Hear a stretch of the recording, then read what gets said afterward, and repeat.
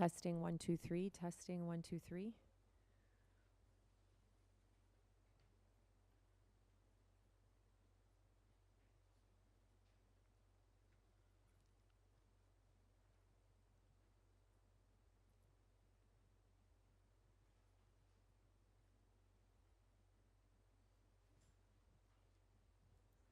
All good.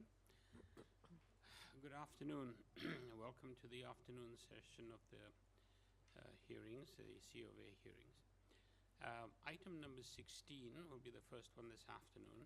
Sorry, through you, Mr. Chair. We'll have to go through the opening remarks I beg your pardon. Yep. Oh, Not a problem. I've forgotten. My apologies. Okay. Good afternoon. In accordance with sections 45 and 53 of the Planning Act 1990 as amended, this meeting of the Committee of Adjustment of the City of Toronto is called to order. My name is Zahir Bayat and I will be chairing today's session. Panel members today are Nazila Atarodi West, Ryan Bissonnette, Philip Ghosh, and Paul Gauguin. Land acknowledgement. We acknowledge that the land we are meeting on is the traditional territory of many nations, including the Mississaugas of the Credit, the Anishinaabe, the Chippewa, the Haudenosaunee, and the Wendat peoples, and is now home to many diverse First Nations, Inuit, and Métis peoples. We also acknowledge that Toronto is covered by Treaty 13 with the Mississaugas of the Credit. Committee of Adjustment public hearings are now conducted in a hybrid in-person and virtual format. Some applicants and participants will make their submissions in person, and others will participate virtually by electronic means through WebEx. The meetings are also streamed on the Toronto City Planning YouTube channel, and anyone wishing to view the hearing may watch on YouTube. Those who want to participate virtually and have registered in advance will be connecting with a computer or telephone and have the option of participating via video or audio only. When your item is called, you will be unmuted by the moderator. For both in-person and virtual participants, Committee of Adjustment staff will share presentations submitted in accordance with the written submission deadline.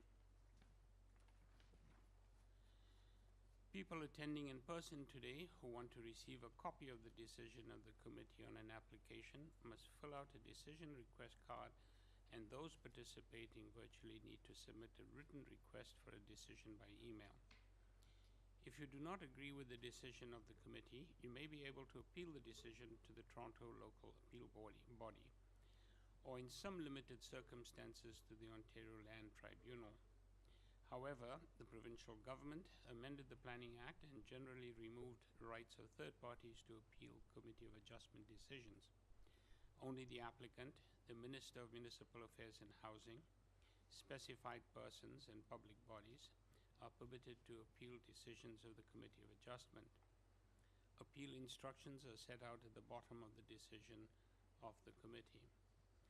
Today I will call each item in the order listed on the agenda. Where an application is uncontested, the agent or applicant may proceed with their presentation if desired.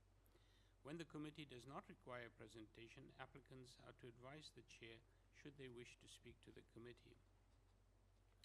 The committee may ask questions and/or take the matter into committee for a decision. Each speaker, including the applicant, will be given a maximum of 5 minutes to address the committee. I will comment when you are reaching the 5 minutes. Any presentation or other materials you wish to submit to the committee must have been emailed in advance of the hearing. Staff and committee members cannot accept materials at the hearing. When addressing the committee, please state your name and address. Please remember to confine your remarks to the matters outlined in the application. The applicant or agent will proceed first and will make a presentation to the committee on the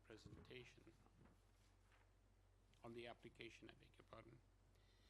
Then individuals either in support or opposed to the application will be invited to speak. Generally, we will first call on speakers in the hearing room and then those through WebEx. Committee members may ask questions of each speaker after they have finished their presentation. When all speakers are finished, the applicant or agent has an opportunity to rebut only those issues that were raised by the speakers. This will mark the end of the discussion. The application will then be taken into committee for a decision. I need to just ask my colleagues or staff, are there any declarations of interest on any items this afternoon? None. I see none.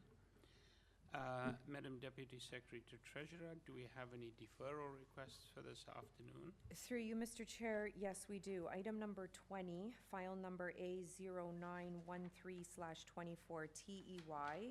Municipal address is 646 and 648 Dufferin Street and 1 and 3 Boland Avenue. They are requesting a deferral. The agent is here in person. No registered speakers for this item. Thank you. We could probably deal with this item. Thank you. We could deal with it right now. Sure. Thank you. Mr. Morse?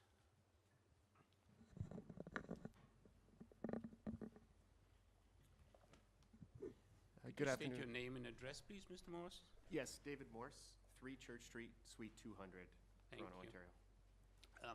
I just wonder if you could perhaps quickly give us a sense of why, the reasons behind the deferral request?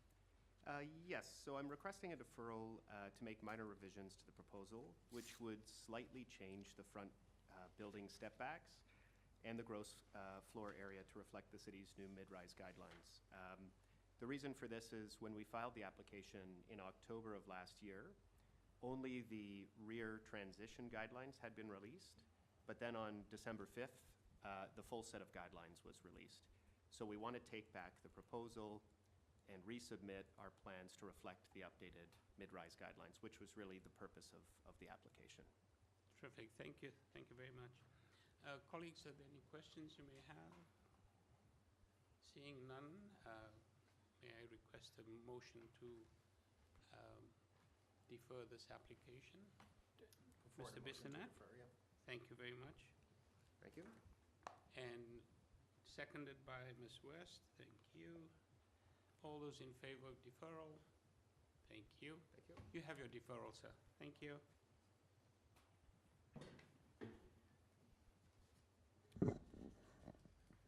Okay, and I don't believe closing files. Through you, Mr. Chair, We I don't see have no any. files for closure this afternoon, so then we can move to item number 16. Terrific, thank you.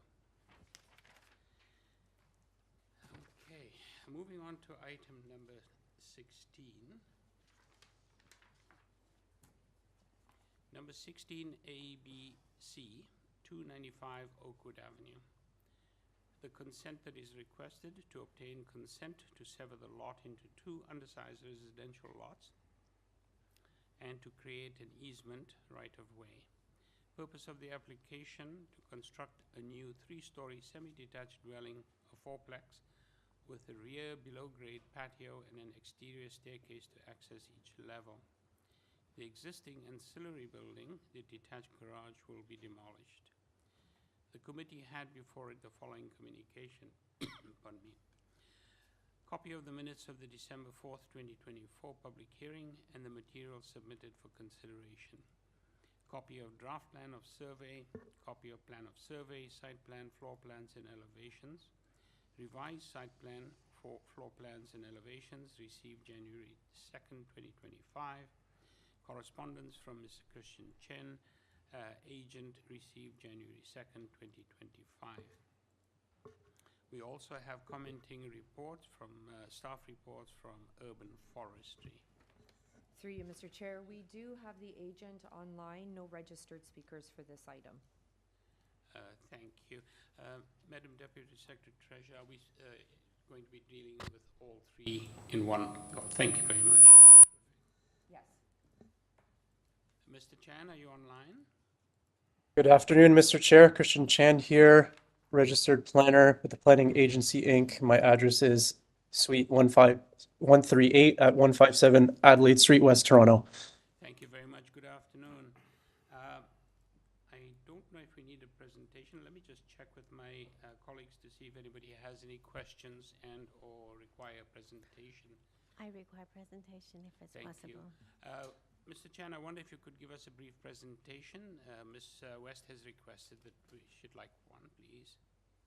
Absolutely, Mr. Chair, and thank you for asking. I did provide a presentation that's, I think, provided for in the very late folder that I submitted to staff yesterday. So that gives a brief summary that I can go through those presentation boards to run through this as efficiently as possible for the benefit of the members' review and consideration. So if you can go over to the next page, please, staff. The existing site is one of the few remaining 40-foot lot sites on this stretch of Oakwood Avenue in the immediate context. I think there's about 2 or 3 other ones, one on the opposite side and 2 of them on the east side of Oakwood Avenue. And this context provides the existing built form of a 2-story detached building. The majority of the buildings on this stretch of Oakwood Avenue are semi-detached lots with semi-detached buildings, 2 stories. It is on a major street and also subject to the multiplex bylaw. So in anticipation and feasibility of this site and discussing with the client as well as the city planning department, even prior to making an application, discussions ensued to consider the site for semi-detached fourplex development in line with major streets as well as EHAN's multiplex. If you could go to the next slide, just high-level notes with city staff discussions. Again, this was discussed with community planning prior to and during the application process, and they have no concerns. Transportation staff requested 4 bike parking spaces for each lot, which we provided in the revised site plan and plan package that I sent on December 31st, 2024. ECS staff have no concerns with granting approval, subject to a notation on the site plan as well as curb cut restoration and municipal numbering. That notation is on the revised plans. And Urban Forestry is requested standard condition number 1 for the city tree on the boulevard. We also have spoken to neighbors, and there is a letter of support filed in the AIC. There was also another one received by the adjacent northerly landowner at southerly landowner at 293 and 291 in support, but that was submitted to COA, but it was a bit late, so it's not on record. I just wanted to state that. And just over the next slide, for description, the consent is to create an additional lot, the conveyed lot being the south lot, and adjustment of the lot frontages to accommodate the semi-detached fourplexes. So the minor variances also relate to the development of each of the lot with the semi-detached fourplexes, and each of them will contain 4 rental units of 2 bedrooms each. The proposed front setback and landscaping are compliant, and the total height is proposed of 11.98 meters, which is in line with the major streets permissions for townhouses if there were to be developed along this stretch. Townhouses are permitted to be 13 meters tall. The rear platforms, there aren't any. As you can see on the plans, the rear exit stairs are for OBC fire egress compliance for the fourplex units. And if you can go to the next few images, you can show you what the site plan looks like where the bike parking is proposed. I've sent that to transportation staff and they are satisfied with those locations. And the next 2 images, you can appreciate the form of development that's being proposed. And after that, I would like to briefly discuss the apartment building classification. So this, we submitted these plans for zoning review, and the initial zoning review actually came back for semi-detached fourplexes according to the multiplex zoning standards. But then in October 2024, buildings received a directive from planning and changing tack that any semi-detached triplexes and fourplexes had to be reviewed now as apartment buildings classification.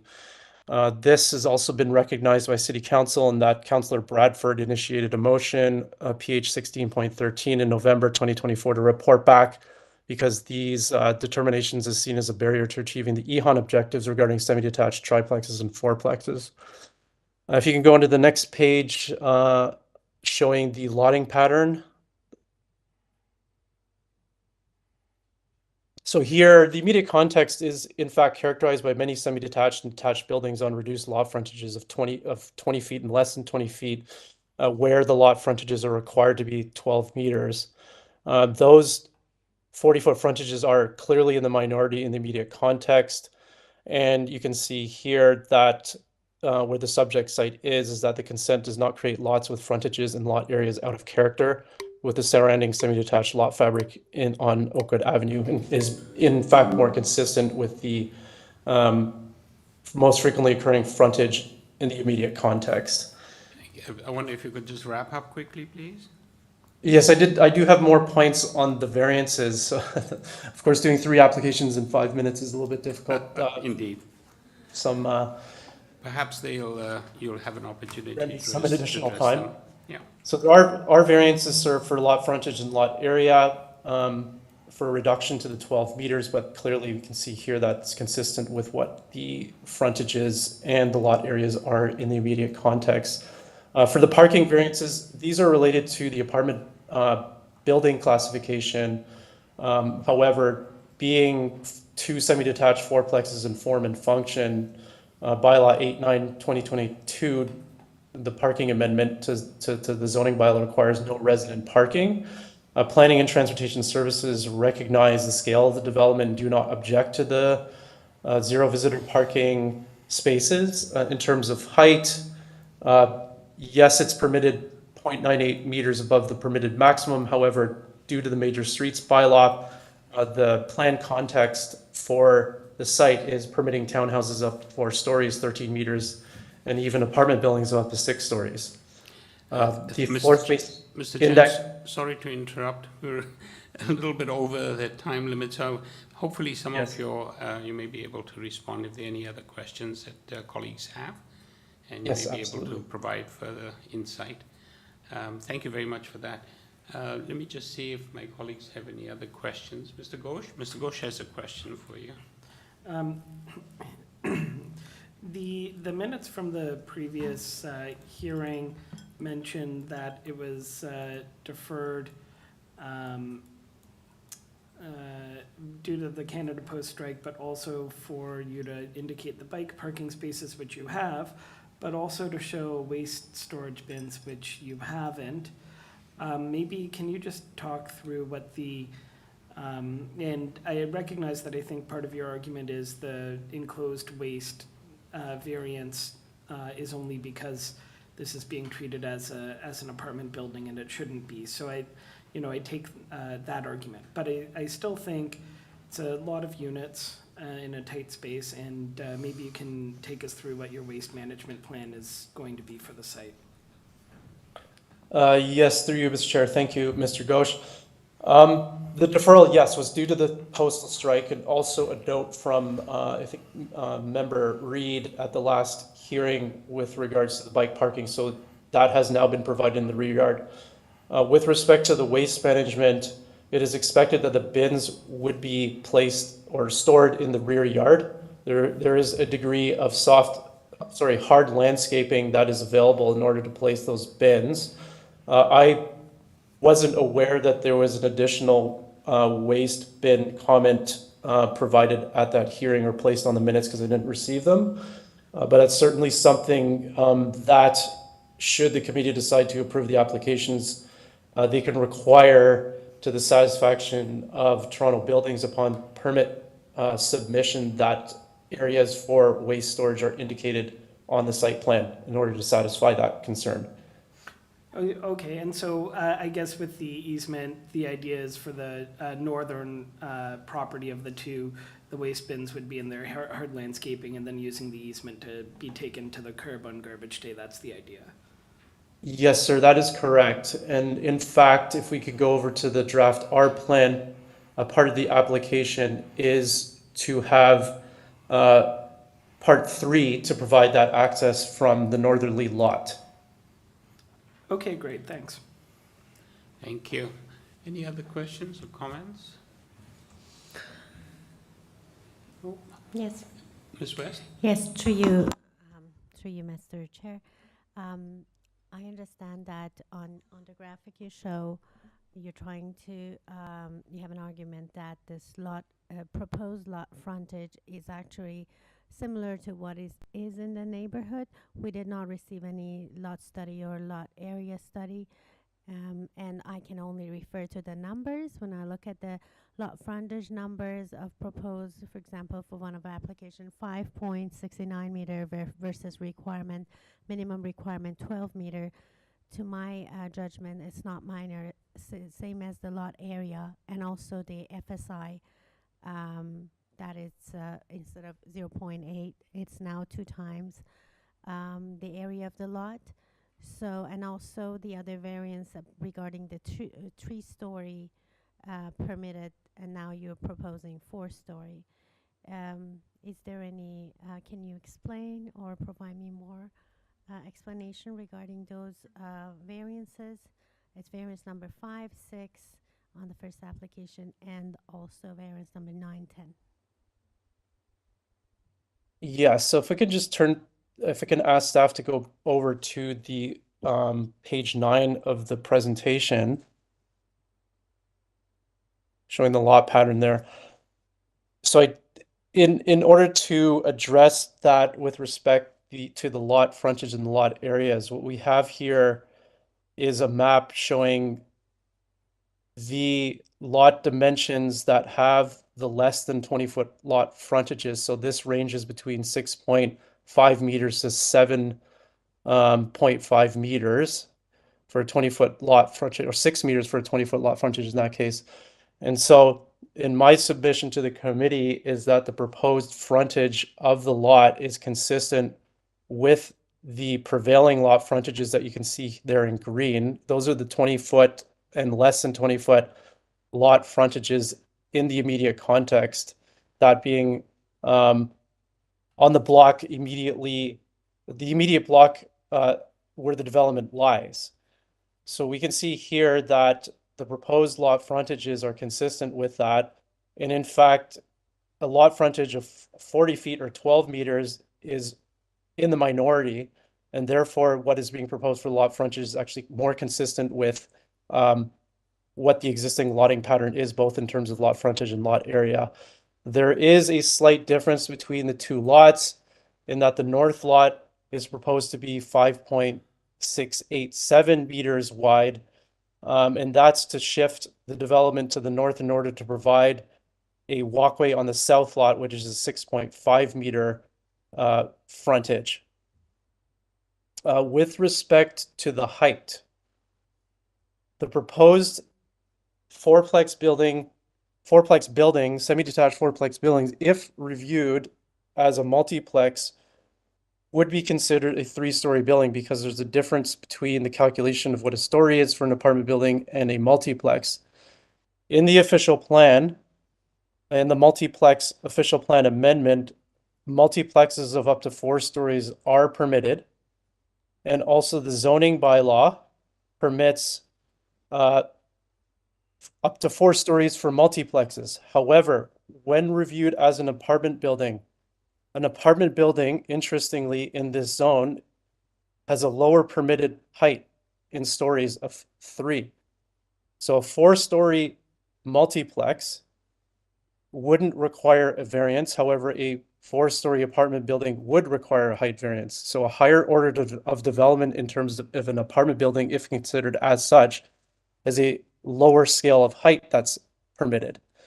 One of the other things that we contemplated, and I provide to the committee for your consideration, is the fact that this is on a major street.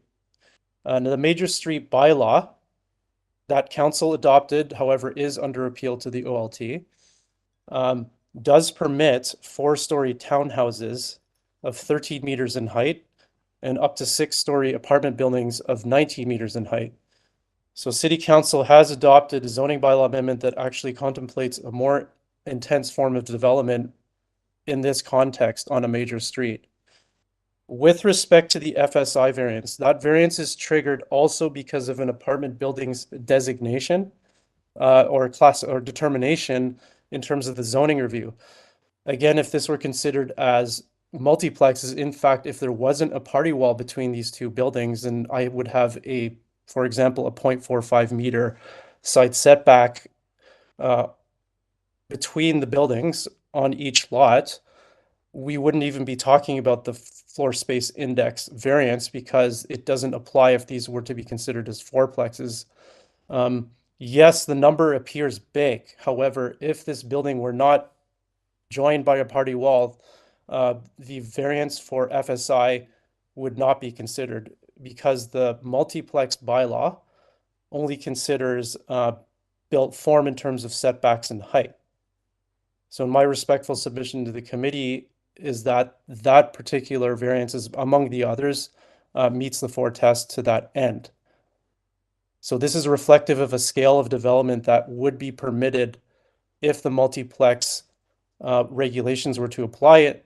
Also, if there were no party wall connecting the buildings. Thank you very much, Mr. Chan. Just see if anybody else has any questions, comments. No. Mr. Chan, I take it you're aware of the transportation conditions, forestry, and the standard engineering conditions? Yes, Mr. Chair, I am. Thank you. Perhaps we'll take it into committee now, and I'll look for a motion. Mr. Bloch? Yeah, I'll start us off just by saying I think it's supportable. Or perhaps since you said you'll look for a motion, I'll just start with the motion and take it from there. I move to approve it, and by it I mean all three applications. I think that the severance meets the Planning Act requirements, and the minor variances meet the four tests. In this context, where it's on a major street, very close to a commercial strip, I think the applicant's agent made some very able submissions as to why the variances are minor and make sense in the context. To have these two fourplexes with this density here is what's contemplated by the official plan, and in keeping with some of the zoning. So for those reasons, I would move to approve it subject to, so I would subject 16A to the engineering conditions, 16B subject to forestry condition number 1, and 16B and C both subject to the transportation conditions. Are there any conditions I'm missing? I think you've captured them all. Thank you. Seconder? I have a seconder for this motion. Mr. WINNETT, thank you very much. All those in favor? Thank you. Mr. Chan, you have an approval, unanimous vote.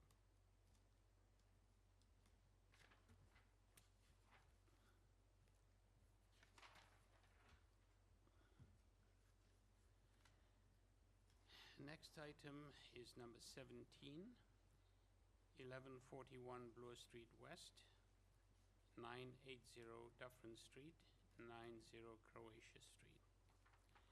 The consent requested is to obtain consent to sever portions of the land above and below grade strata and to create new easements, rights of way.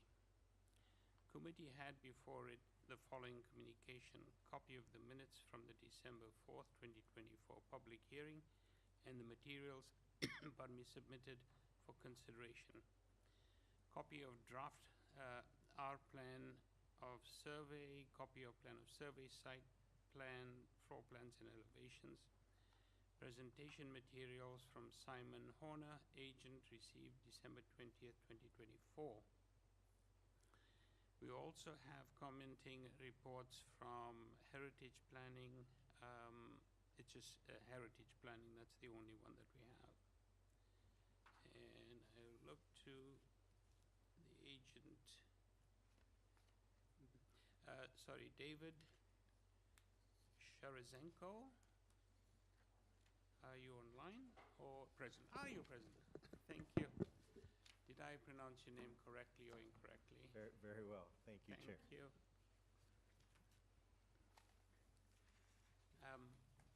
Let me just check and see if we need a presentation. I think we may. I think would benefit from it. Colleagues, any questions or just presentation to start with?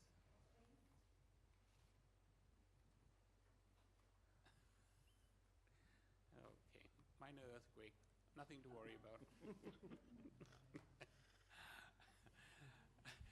Thank you. If you don't mind, we'll appreciate a short presentation. Sure. I'm intrigued by this site, by the way. BLOOR Collegiate's gone. Yes. My name is Dave Cherezenko. Address is 3 Church Street, Suite 200. Before you today is a consent application for a site at the southwest corner of BLOOR and DUFFERIN, municipally known as 1141 BLOOR Street West, 980 DUFFERIN Street, and 90 CROATIA Street. If you could go to the next slide, please. Actually, this committee has some more recent information. Earlier this summer, we were before the committee for a series of minor variances, specifically for blocks A and B, which are highlighted in red on the right illustration on the plan here. On the left plan, you can see the roof plan of the proposed 3 buildings that are on blocks A and B. Block A has a 12-story mid-rise building fronting on BLOOR Street, and Block B, which is the block immediately behind it, has 2 towers of 34 and 38 stories. If you're familiar with this area, that area is currently under construction and above grade and moving towards completion rather quickly. Next slide, please. This is a highlight of Block 1 on the draft plan of subdivision. This is the same area of blocks A and B that were shown on the previous plan.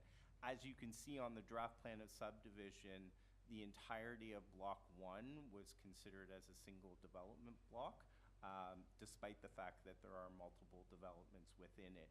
And the consent application is intended to divide Block 1 on the draft plan of subdivision into blocks A and B respectively of those developments, as well as a series of easements at grade and below grade for access to the vehicular parking spaces there. Next slide, please. This slide is a list of those easements in favor of Block A, the red block, which I'll show you on the subsequent plans. Again, these easements are a series of access points between the 2 development blocks to ensure that parking, amenity areas, bike parking, etc., can all be accessed below grade and at grade. Next page, please. And these are the list of easements on Block B, highlighted in green on the respective plans that I'll show you. Again, for the same purpose of access to vehicular parking areas. Next slide, please.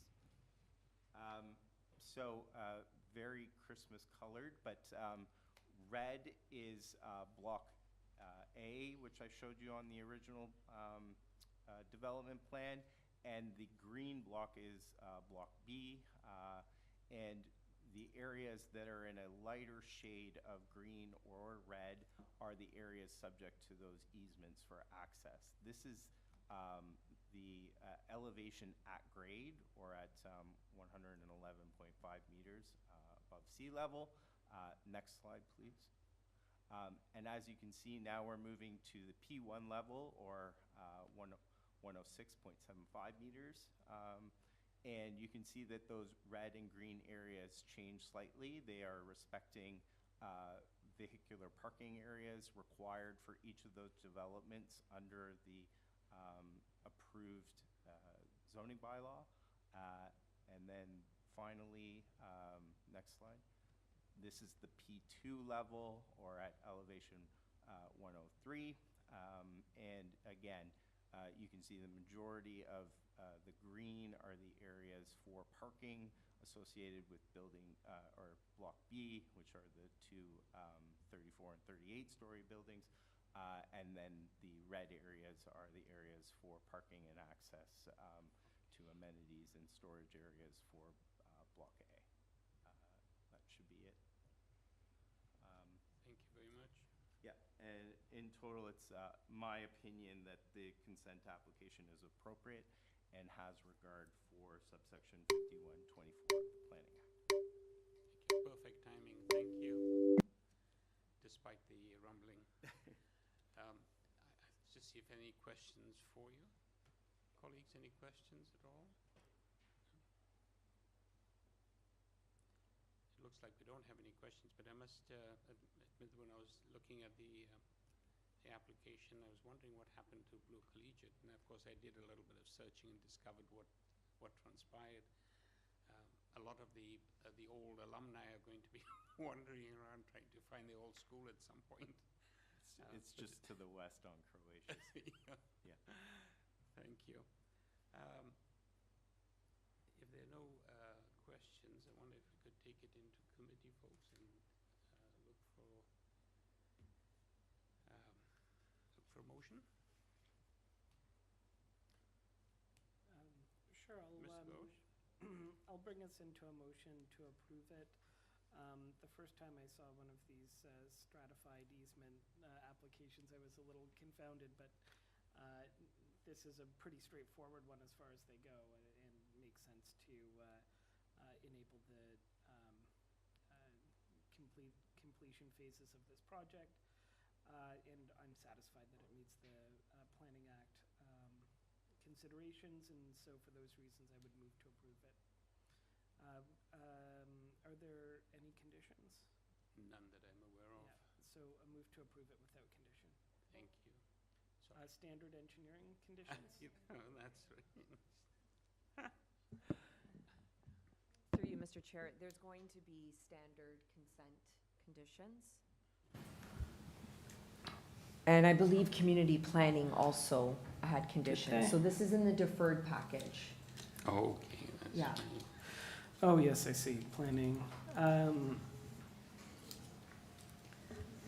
right. No, planning says they don't object. I think it's just, If you Oh. go into the deferred package, there is a late planning staff report right at the bottom. So there's two conditions. So we'll add those two conditions as well as the standard consent conditions. That's correct. Okay, Okay. and engineering construction services also has Yep. conditions as well. okay, happy Yeah. to include all of those Okay. conditions, the planning ones as well as the standard severance conditions. Yeah. Thank you. Okay. We need a seconder. Thank you, Mr. Gorgan. All right, all those in favor, folks? Wonderful. You have an unanimous vote of approval. Thank you, sir. And moving on.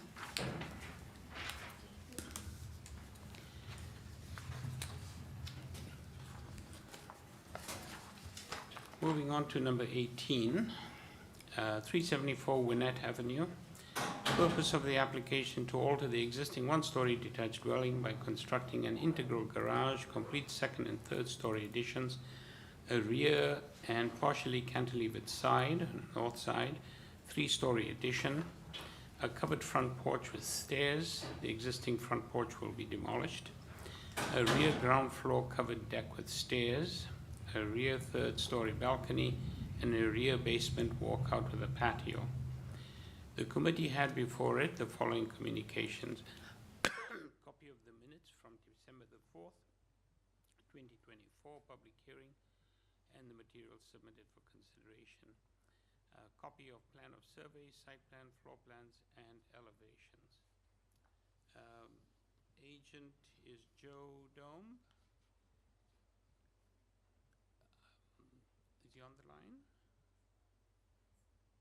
Yes, name is Joe Dome, 133 Torresdale Avenue, agent for the owner. Hi, good afternoon. Thank you very much. Let me just check and see if there's a need for either presentation or questions that may be coming from my colleagues.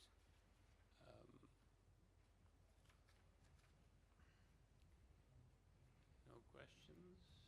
No, none?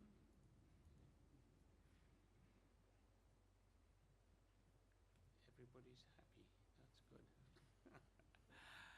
All right, doesn't look like we have any questions for you, sir. So let me take it into committee and let's see if we can have a motion. Thank you, Mr. Logan. Yeah, thank you, Mr. Chair. Just note, very good, very complete application. Again, the variances are, I feel the variances are minor in nature.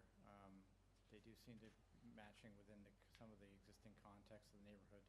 Some of the proposed issues are site related, and I believe that we can approve this as is. I don't believe there's any conditions by staff. Thank you. Okay. We have a seconder. Ms. Annette, thank you. All those in favor? Thank you. Mr. Dome, you have an approval. Thank you. Thank you very much. And number 19. Number 19, 674 Gerrard Street East. Purpose of the application to convert the existing two-story mixed-use building into a hotel. The committee had before it the following communication. Copy of the minutes from December 4th, 2024, public hearing, and the materials submitted for consideration. Copy of plan of survey, site plan, floor plans, and elevations. Copy of email correspondence between Jacqueline Lee, agent, and the assistant planner, community planning, city planning department, received December 31st, 2024. Presentation materials from Jacqueline Lee, agent, received December 24, 2024. Architectural plan materials from Jacqueline Lee, agent, received December 31st, 2024. There's correspondence recommending deferral of the application from Councillor Paula Fletcher, Ward 14th, Toronto Danforth, received January 2nd, 2025. We have support materials from a variety of addresses on Queen Street, Logan Avenue, Eastern Avenue, Boston Avenue, Eastern Avenue, De Boers Drive, which I believe is in North York, Karina Robertson, Queen Street East, Gerrard, and there are a few from Gerrard Street East, about 8 or 9 of them from Gerrard Street East, which are closer to the subject site. We have correspondence in opposition from a number of addresses, individuals living on Simpson Avenue, 3, 4, 5, 5, 6, 7 from Simpson Avenue, and I think there's one from somewhere else. I can't quite see it. We also have a 28 signature petition in opposition signed by owners, occupants of properties on Simpson Avenue, received on the 30th of December. We have materials in opposition from Zofia Zaluska, 65 Simpson Avenue, and Shannon Zeto and Karen Tat at 67 Simpson Avenue, received January 6th, December 30th and January 6th. Okay. The agent's with us. Yes, How I'm are here. you? I'm good. How are you? Good afternoon. Is this on? Yes. Okay, sorry. Thank you. Perhaps if I can just ask you a quick question before we get going. Of course. You are aware of the letter from Councillor Fletcher. Yes, and we've responded to it as well. Sorry, We've already responded to you've her responded. as well. Yeah. Are you in considering a potential deferral? We deferred for the same reason at the December 4th hearing, and we have canvassed the neighborhood, and we feel that we've done pretty extensive neighbor consultation at this point, so we'd like to present and Move forward. have the application considered if possible, yes. Okay, thank you very much. And given the number of folks in opposition, we'll require a presentation, please. Yes, that's Thank you so very understandable. much. Thank you. And I do have a presentation from December, yes, that one. That's the one. Okay, perfect. Well, good afternoon, Mr. Chair and members of the committee. My name's Jacqueline Lee, and I'm with Victoria Planning and Management. We're here today to represent our client for the application at 674 Gerrard Street East, where a decision on the application was deferred at the December 4th hearing to provide additional time for neighbor consultation. I'll go over some of those points we presented at the last meeting just to recap. Next slide, please. Studies and discussions with the city have found that there is a need for hotel development, particularly as there's a rise in hyper-local tourism, where travelers are looking to stay in neighborhoods and not only in the downtown core.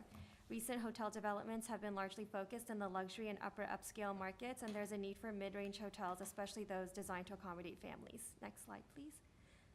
The subject site fronts onto Gerrard Street East, the main retail corridor in Chinatown East, and it's zoned for mixed-use development, which permits a range of commercial uses, including a hotel use, and it's currently occupied by a two-story building with vacant retail units at the lower levels. Next slide, please.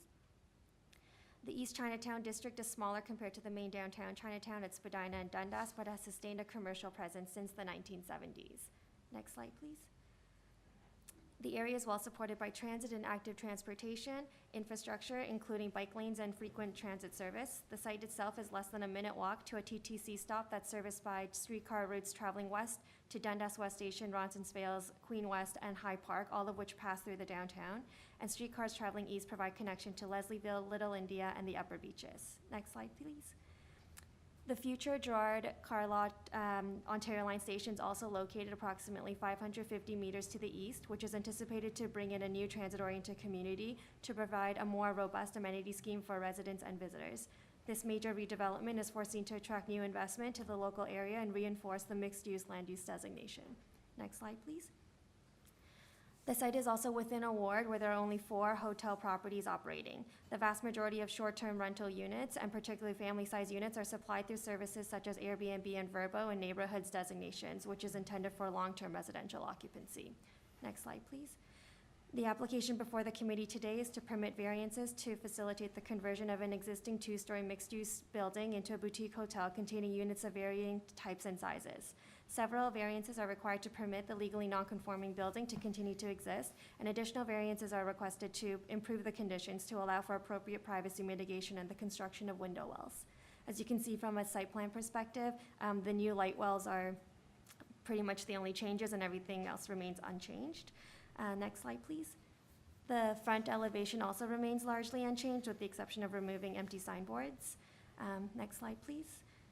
The variances relating to the separation distance between building walls on the same lot is to allow for light wells. Following discussions with staff to protect for adjacent future developments, the windows parallel to the property lines have been removed, and the window well width has been increased by 40%.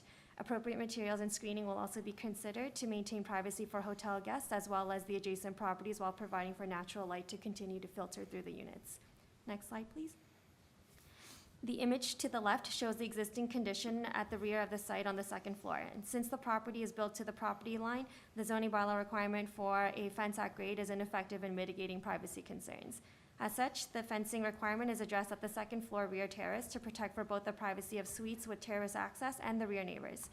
The client is also proposing to remove the existing rear window and replace it with one higher at over 7 foot or 2.23 centimeters. That'll also be fixed and in frosted glass. I'll note as well that these details were considered by the client for not only the neighbors, but for the comfort of hotel guests as well, who would appreciate the privacy, and I'm sure any of us would, particularly with it being a hotel appealing to families. Next slide, please. Since the time of deferring the hearing, our client and his team have canvassed the neighborhood to provide more information on the project and scheduled meetings with the surrounding neighbors to discuss the details of the project, its planned operations, and options for mitigating potential impacts. He's held several 1 to 1.5 hour meetings with various neighbors, including a group that recorded the meeting to share with other neighbors, and one-on-one meetings with individual neighbors. Next slide, please. We have been working with economic development and planning staff since before the formal application and following its submission to ensure that staff are satisfied with the proposed development. We've also worked closely with neighbors in providing additional project details and working to resolve potential impact concerns. It's our opinion that the minor variances satisfy the 4 tests of Section 45(1) of the Planning Act and represent good planning. Thank you for your time. Thank you very much. Thank you. Let me just see if there are any questions for you at this point. Or do you want to hold questions, folks? Yep. Doesn't look like we have any questions for you at this point. Thank you so much. Through you, Mr. Chair, we do have a number of registered speakers in support and in opposition. Perhaps we'll hear from those that are in person first, and then we'll go virtual. Thank you. So, David Silver, do you want to come up?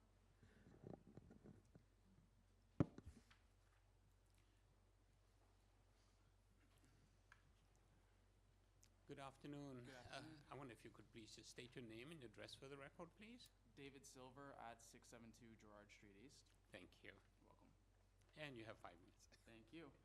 I'm just going to read off of this. So, thanks for having me here today to discuss the hotel conversion at 674 Gerrard. My name is David Silver. I'm 31. I'm a personal trainer. I live at 672 Gerrard Street East, next door to the hotel, and I've been there for 3 years. My living room window faces the building.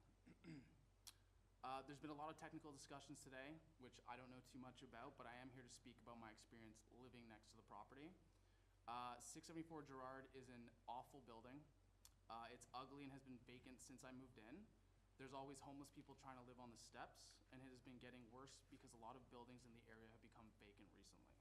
674 Gerrard gets vandalized constantly and is without a doubt making the area worse, and I personally hate living beside it. My girlfriend and I always get bothered by people who are trying to live outside of the building. It can be quite scary at times, and I don't feel safe at night until I'm inside with the door locked. I have thought about moving, but at this current time I cannot afford to do so. I support having a hotel established next door for 4 reasons. Firstly, it will make the streets safer to have hotel staff and security around, especially at night. This will improve the area for everyone living there. Secondly, it will be good to have more tourists visit the area, especially since so many nearby stores have closed. More tourists means more business, which means more stores are going to be opening. This is a big benefit for the community and for local businesses. Thirdly, the hotel owner addressed all of my concerns when we spoke. I was worried about having a window stare into my apartment, but he took that out when I told him it was an issue, which I truly appreciated.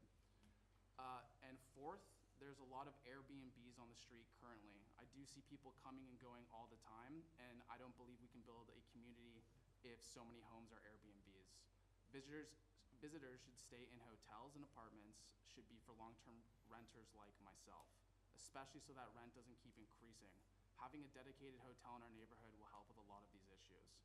As long as there's no new windows that face into my apartment, I completely support having the hotel beside me. It will make living here better and address the issues that make me want to leave. So please, if you could, vote for the approval of the hotel. Thank you. Thank you, Mr. Silva. Do we have any questions for Mr. Silva? Yeah, sorry, I think I missed it at the start. How long have you been living there? 3 years. Next door? Okay, thanks. You're welcome. Thank you very kindly. Thank you.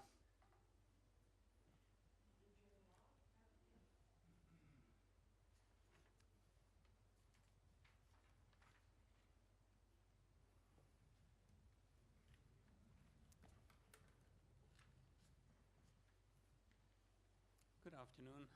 Hi Can there. you state your name and address, please? My name is Adrienne Law. I live at 81 Simpson Avenue. Okay, so I actually only really heard about this project like this weekend, and that was through my neighbor. So in terms of like canvassing, I did not receive anything other than I think my husband and I did receive something from the city about it, but we didn't know too much more, and we didn't investigate until we heard about it again through our neighbors. So my concern is if the variances are approved, especially based on the intended use, it will change the character of the neighborhood, and I'm not yet convinced that it is for the better. So what I hear is that it's going to be a hotel, and it's, you know, instead of an apartment, and my concern about that is that this is primarily, you know, it backs onto a residential area, housing shortage, and I think that these buildings should be more for rentals or residences as opposed to Airbnb sort of short-term rentals. I do have a concern with potential noise. So I did see that they were gonna do like a patio on the second floor, which faces the residential backyard. I did see the picture that they put up, which does not actually show what it would look like looking out over into the backyard. So there's a couple things. One is noise. A fence would not keep the noise down. And if you think about like a residential use, yes, people have parties from time to time, but if you have like a rental place where people come in from out of town, they might be using it in a different way. You could have like potential guests that are coming every weekend, say like in the summertime, and throwing parties, and having just a fence with things that are, could potentially either be thrown over the fence, could be dangerous for whoever lives in the backyard there. So this, I think the fence is kind of a big variance on the bylaw. One is that there's not going to be a fence, and two, that the setback that you're asking for a variance on doesn't allow for the safety of the people in their backyard. The other thing about noise is I don't know what the air conditioning or that sort of thing is about, what they're going to put in, but for 11 units, that could be a concern, like air conditioning noise can be quite loud. And so I myself have moved to, what do you call it? It's the other one it's like air conditioning. It's a heat pump. Heat pump. A heat pump. Sorry about that. Yeah. So Well and done. that is like much quieter, and so that would be air conditioning is a concern from the noise perspective. The other thing that I'm concerned about is maybe the safety of the occupants at the hotel, the proposed hotel. Without the required setback in the backyard, it's like, what are they going to do if there's a fire? There's supposed to be 11 units. Are they all going to rush down the hallways, out the front? I don't know.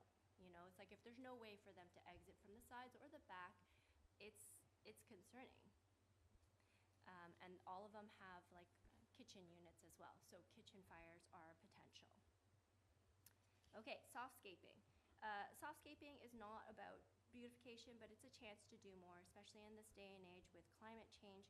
We have to do more. So if they can't do the softscaping in the backs because of the setback problem, then perhaps propose something different, like maybe a green roof or a green wall, something that will actually help to minimize both climate change but also minimize noises into the back of the residential area as well. Is it in keeping with the character of the neighborhood?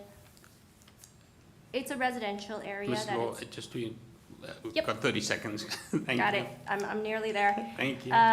So it is backing onto a residential area. I do realize that it is currently a mixed commercial and residential zoning, but another concern that I have is that it's 11 units, and it's like, I know that they're hoping that it would be transit focused, but as we know, especially families traveling, people travel by cars, and so what's that going to do to sort of the parking in the area?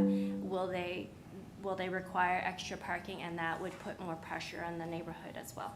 Thank you for your time. Thank you very much. Just a quick question for you. I don't know if any colleagues have any questions.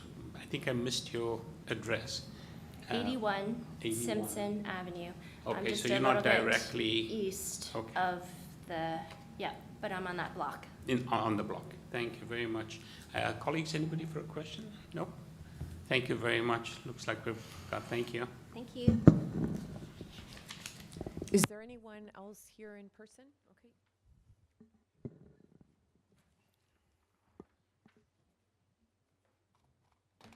Hi, good afternoon. Hi, good afternoon. Name and Happy New Year address, to everyone. please. Hope you're well. Can you all hear me? Yes, we can. Okay, Just need the name and address, please. Sure, and can we just actually pull up the presentation material? I think it's this item here. It's H3D, Materials in Opposition. And I have extra copies if people want to take a look at that. We'll just watch, be on screen, thank you. Yeah, so there you go. There we are. Okay. So great. Thanks, everyone. Happy New Year to everyone. Thanks for your sorry, time. name and My address, name is please. Shannon Zito, and I'm from 67 Simpson Avenue. Thanks for having me, everyone. I grew up in this city. I've lived most of my life in this city. I strongly support appropriate development. However, I'm here to present why this is not appropriate development, and I'm asking actually this committee to reject this application. If we could scroll down to the next slide, please. You can see how this application, the main reason why is this application actually violates important bylaws we have around security, safety, privacy, and noise. Pictures tell 1,000 words. You can see the pictures right there where they're asking for 10 requested variances. I don't believe these are minor. They're actually quite major. You can see the key violations, including there's no rear lot setback. It's built right up to my property line and my neighbor's property line. 7.5 meters is the required setback, and we'll get to the reasons why.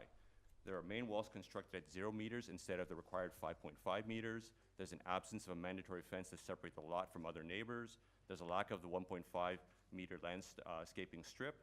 And there's also the proposed 1.5 meter distance between walls with windows that falls way short of the 11 meter requirement, raising serious concerns about privacy and safety.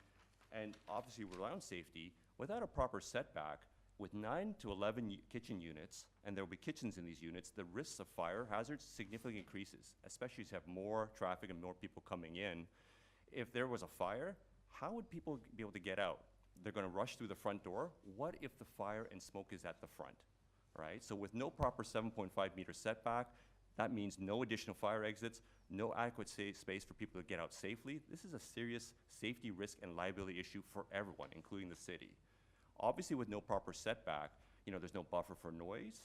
What happens if people throw things over the fence? No matter how you build it up, people can still throw it, and it doesn't address the noise. You can see there's a window that actually looks right into my yard and my neighbor's yard. It's already at 7 feet. You can see, I'm not sure how much more they can build it up, and putting a frosted, coating on it doesn't address for privacy. What if someone threw something that went right through that window as my neighbor's kids were playing in the trampoline? So obviously these bylaws were put in place to protect people. Currently the property is zoned for commercial residential. If you change the zoning to commercial, this is the time to address these violations and comply with the bylaws. Now, if we can actually scroll down to the next slide, please. When we talk about the appropriateness to the neighborhood, the first picture, you can see most of the properties actually right directly near 674 are residential. I acknowledge that west of that towards Broadview, there's a nice even mix of commercial residential, business at the bottom, residents living on top. Again, as you move east towards Logan and Carlisle, it's predominantly residential. Across from 674 Gerrard is a high school, and behind is all residential. The other two pictures are another property that upstate Canada has. That's fine. 168 McCall, it's a commercial property beside other commercial properties with the appropriate setback. And if we can go to the second item, which is the petition, I believe that's H3C, the petition of opposition, you can see we've collected 28 names from people who directly live in this neighborhood, a few minutes away, 22 households. They strongly oppose this. There's actually 30 plus individuals that actually are opposed this, including the names of individuals who couldn't sign that petition. But again, they strongly oppose this because it sets a dangerous precedent where you're breaking bylaws, and you can't have people building up to people's property lines with zero setback and have windows peering through, but then say, well, we'll just build a fence and we'll put frosted sticker on. This is not an appropriate solution for violating bylaws. And you can see those are the names that are coming up there. So they strongly oppose that because of the dangerous precedent it would set. They also strongly oppose because, again, we have a housing crisis right now. This application would reduce the residential supply and exacerbate that housing challenge that we have. There are some concerns of whether this is a hotel or Airbnb. We're not sure, but the facts remain. This application would reduce long-term housing and violate significant city bylaws. We know for the letters of support, as you mentioned, over 2/3 of them are actually from individuals who live 20 to 30 minutes away. They're not directly impacted. For those who live on Gerrard, I understand. I'm a long-term resident. I support East Chinatown and Gerrard, but it has to be done in a responsible, appropriate way that balances the needs of all community members. And by basically having an application that says, nope, we can violate key city bylaws around safety, security, and privacy, that does not address it. I know time's coming up, so Thank from you. Paula Fletcher's letter of concern, she acknowledges our unusually large number of residents who are expressing their concern about the suitability of a hotel so close to the residences, right up to the property line. The city's key priorities are the provision and protection of a long-term affordable renting housing. I believe we should be very discerning about any project that has even an unintentional impact on the stock of housing. That's why I respectfully ask you to reject this proposal. It fails to meet the intent and requirements of the bylaws and obviously reduces housing supply. So thank you. Thank you very much. Let me just see if there are any questions for you. Colleagues, no? Okay, thank you so much for your presentation. Thank you for being everyone. here. And also thank you for Mainam Hapukar. I don't know if she's here, but she did an awesome job with everything. Thank you. Thank you.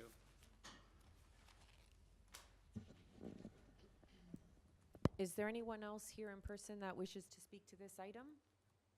See none? Okay, so then through you, Mr. Chair, we'll hear from those that are virtual.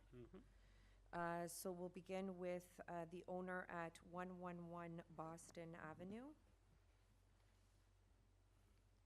Thank you. Hello, Fern, you've been unmuted. Hi, yes, my name is Fern Obachowski and I live at 111 Boston, and I strongly support turning 674 Gerrard into a hotel. It's currently vacant, and so it does not decrease any residential housing, as it's just vacant and there's no one living there and no one can live there. So having a hotel can only benefit the area. Broadview Hotel is 4 minutes away. When you add clusters of the same type of activity into the area, it makes the area better. So you can have hotels, you'll have more restaurants, you'll have more shops, you'll make everything better for the area. You'll have more people, it'll be safer. It can only benefit. There have been lots of studies about having large impacts of multiple hotels, multiple restaurants, multiple clothing stores. Everyone benefits. The more the businesses benefit, the more the residents benefit, the more the city benefits and flourishes. It's a CR zone, which specifically supports more commercial activities and investment. That is the point of a CR zone, that you can have everything mixed together. Hotels are safe, a lot safer than having a vacant building. There's no hotels in the area besides the Broadview Hotel. We need to have more families and more individuals be able to come and explore the area, and then have more commercial businesses operate and open. So I strongly, strongly support turning a vacant building that makes the area unsafe into a hotel that can only make the area better and bring more people and more commercial space to the area. Thank you. Thank you very much. Are there any questions for? Just, Sorry. through you, Mr. Chair, just the address. 111 Boston. Boston Avenue. Yeah, Dundas and Carla. Thank you very much. Thank you. Moving on to the next person. Through you, Mr. Chair, we will now hear from James Burton from 500 Eastern Avenue. Hi, everyone. My name is James Burton. I'm a local resident at 500 Eastern Avenue. I've been living in the East End for about 10 years. First of all, thank you to the committee members for giving me this opportunity to speak. I have just a few quick points to make. This is minor. The area is a CR zone which permits hotel uses. This is a hotel that is proposed entirely inside of an existing structure. I really can't think of a more minor application with less built form impacts than an application that proposes a permitted use and does not add to an already existing building. To be clear, this proposal isn't increasing, from what I can see, the footprint, the setbacks, or the height of the building that's there now. My second point is improved privacy due to a proposed privacy fence. Privacy as it relates to the houses behind will actually be improved. Short of keeping the building vacant, which is a hazard to the neighborhood, this proposal improves privacy for the nearby residents. The third point is a point with respect to new major transit. The area will soon be home to the new Gerrard station on the Ontario line, which is about 500 meters east of this location. This is a huge public infrastructure investment, and new development and a broad variety of new commercial uses absolutely must enter this neighborhood to ensure that this enormous public investment is utilized appropriately. So we need things like this to be coming into this area to make sense of this huge investment. My fourth point is around the fire regulations that have been mentioned. any complaints or concerns about fire code or fire-related risks, as the committee would know, is irrelevant here at this hearing. Building code, not the Committee of Adjustment, is responsible for ensuring conformance with local fire codes and regulations. So that's just going to have to happen one way or the other. And my final point is about local investment. So, you know, this might not be a minor variance test, but it's my most important point. It's similar to the point the previous speaker made. Local businesses in this area, and like I said, I've been in this area for 10 years. Local businesses in this area and the surrounding areas have been struggling for years and continue to struggle. They come and they go very, very regularly. It's typically a little bit heartbreaking every time. More pedestrian and commercial activity is needed on Gerrard, Dundas, Queen, Danforth, the like, all of these East End corridors to support these local businesses that are consistently giving it a shot in these growing areas. If someone is proposing to come in here with fresh investment like this applicant is, and has proposed something that meets the required minor variance tests, we should be applauding this person and approving their application. Thank you once again to the committee members for listening to these thoughts. Thank you very much. Any questions, folks? Nope. Thank you very much. Moving on to Through the you, next Mr. person. Chair, we'll now hear from Danny Chan from 68 Simpson Avenue. Thank you. Hello, hi, everybody. Hi, good afternoon, can you Mr. hear me? Chan. You have 5 minutes. Thank you. Name and address, please. I forgot, sorry. Yes, my name's Danny Chan. I am at 68 Simpson Avenue. I'm right across the street, directly facing this address at 674. First off, I've been hearing a lot of people in support of this application, as well as the person proposing it, that it's currently vacant, but it is not vacant. On the second floor is a residential unit, which was most recently occupied by a family. So everyone's saying that it's vacant, but it is not actually vacant. You know, I think one of my main concerns here is that, you know, as much as it is a hotel or a disguised Airbnb, this does not address the city's housing shortage. You know, we're really just displacing long-term housing and undermines the city's efforts to sort of regulate short-term rental properties like Airbnb. This development really just exacerbates the housing crisis instead of solving it. This unit is not currently vacant. It is removing long-term housing from the city. As much as it's a hotel or disguised Airbnb, it does not address the city's housing crisis. I also want to echo some of the points that has already been made. I have huge fire safety concerns regarding this unit. In the proposal, there's kitchens in each of these individual units, which is a fire hazard. The setback is currently at 0. There's absolutely nowhere for these occupants to disperse in the case of a fire. There may be a little window at the back or maybe some windows on the side, but not all of these occupants can safely exit out onto the front if it's set back all the way to 0 already. So I have some huge fire safety concerns regarding this unit. As much as there is currently a design to have extra privacy at the back of the unit, having a higher wall, you know, that's just a patio and space that's going to introduce noise to a primarily quiet residential neighborhood. Even on Gerrard Street, which is mixed residential commercial, it is a primarily quiet residential area. It's just going to introduce noise to the neighborhood, which is not something that is in line with the current neighborhood. So we're hearing a lot of support from people not near the unit at all, saying it's a vacant unit, but it is not vacant.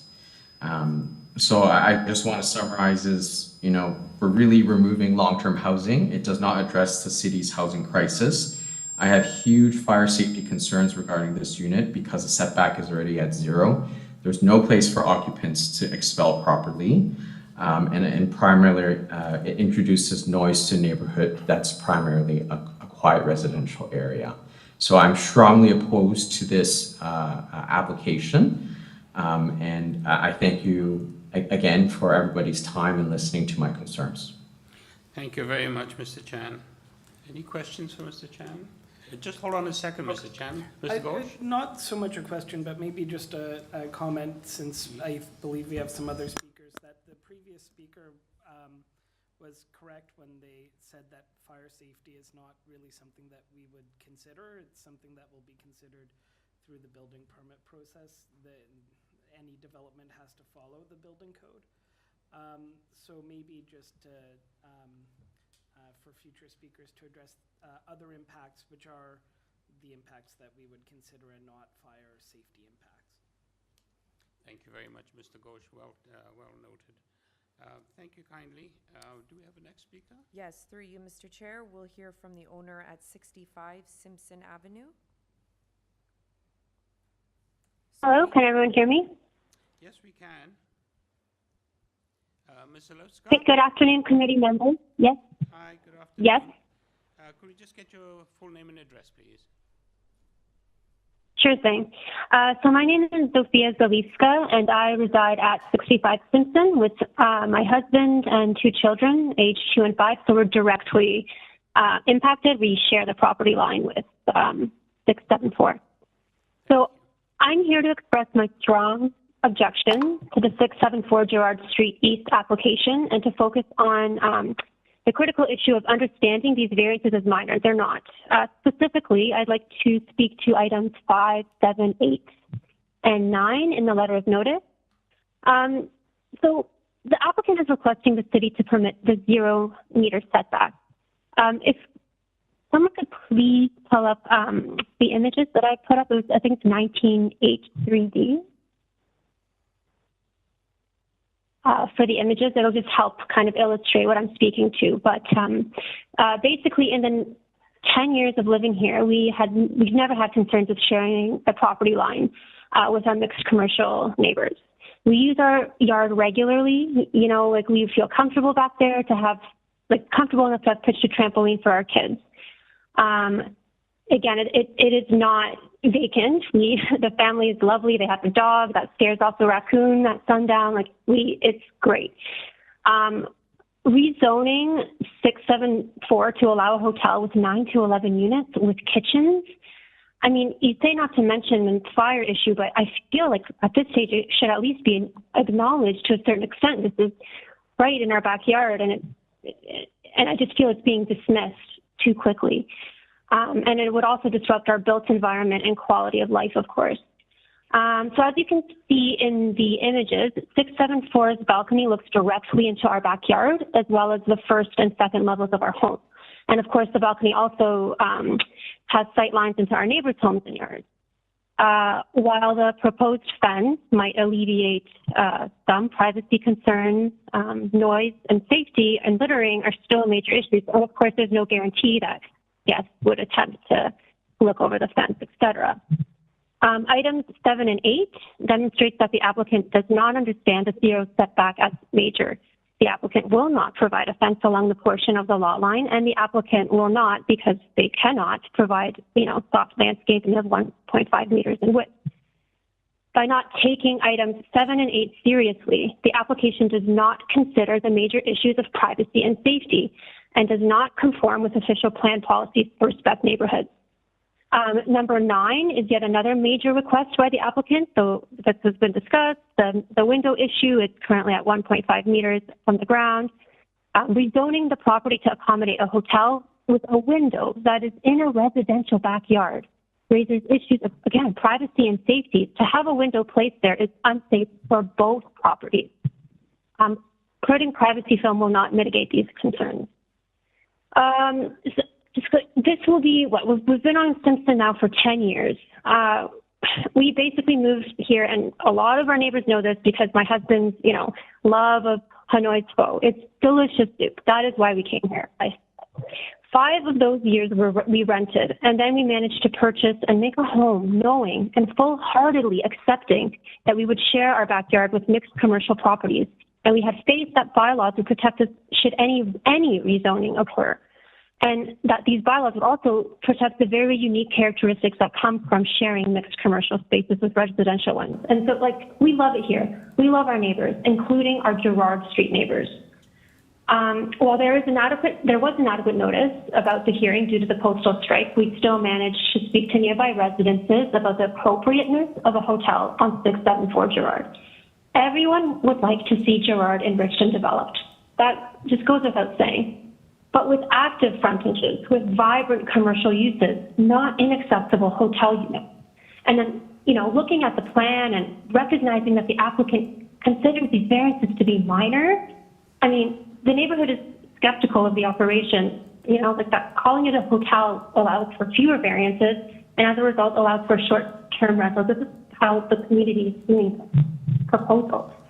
And I think that overlooking these messages from our community, especially during a housing crisis, which is, in my opinion, respectfully, be unethical. We all agree that the building is in its we all agree that the building in its current and proposed form does not meet minimum density. Yes, Sorry yes, to please. interrupt, you're running out of time, so if you could wrap up, please.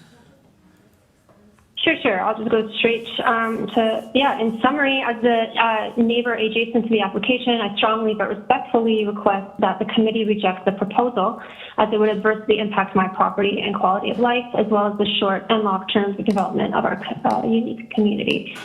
Just quickly again, the application does not meet the 4 tests prescribed by the Planning Act for minor variances. It is not minor in nature, it is not appropriate or a desirable development, and does not meet the purpose of intent of the official plan and zoning bylaw. Thank you very much. Let me just ask my colleagues if anybody has a question. No. The address, I believe, is 65 Simpson Avenue. She's directly behind. Yeah. Thank you so much. Do we have the next person on? Yes, through you, Mr. Chair. We'll hear from the owner at 669 Gerrard Street East. David or Cherry Nguyen? Yeah, it's us. Good afternoon, everyone. Good afternoon. Name and address, please. Yes, my name is David Nguyen and I live at 669 Gerrard Street. It's with my wife, Cherry. I have lived here for 7 years, right across the street from the proposed hotel. And I am here in support of the hotel because our neighborhood had gotten worse over the past few years. There's many homeless people who seek shelter around the vacant buildings, and there are a lot of vandalism and theft. Many stores have gone out of business, and it is not safe. The 674 Gerrard building had been a vacant building for quite some time, and there attracted a lot of bad people. Having this building empty for so long is not good. It brings down the community. My wife felt unsafe and uncomfortable walking around this building at night because of the drug user. And we want this to be changed. We want to feel safe walking around at night. Because of this, my wife and I both fully welcome and support a hotel moving in across the street. The extra security from the hotel will make the area much safer.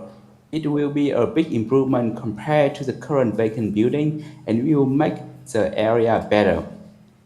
The hotel will also give my family a place to stay when they visit. Right now, the only nearby hotel is Bradfield, which is 15 minutes away, and it's very expensive. It is hard on my family. And a hotel will also bring in tourists. Hopefully, there will be enough tourists that closed store will open again, and new store will come so that the area will grow more. And and any minor disruption caused by the construction will be a small compared to the benefits of the hotel in terms of safety, security, and growth for the neighborhood. On my behalf of my wife, myself, I ask for you please to approve this project.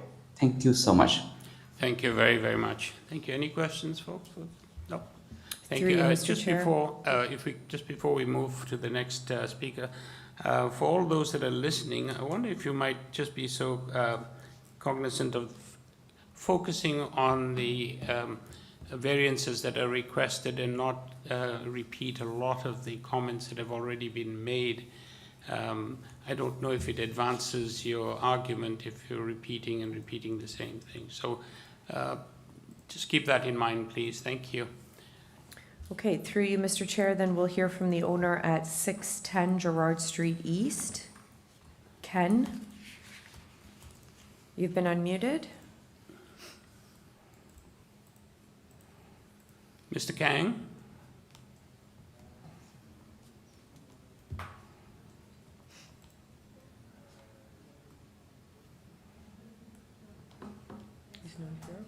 Okay, we'll try Ken again.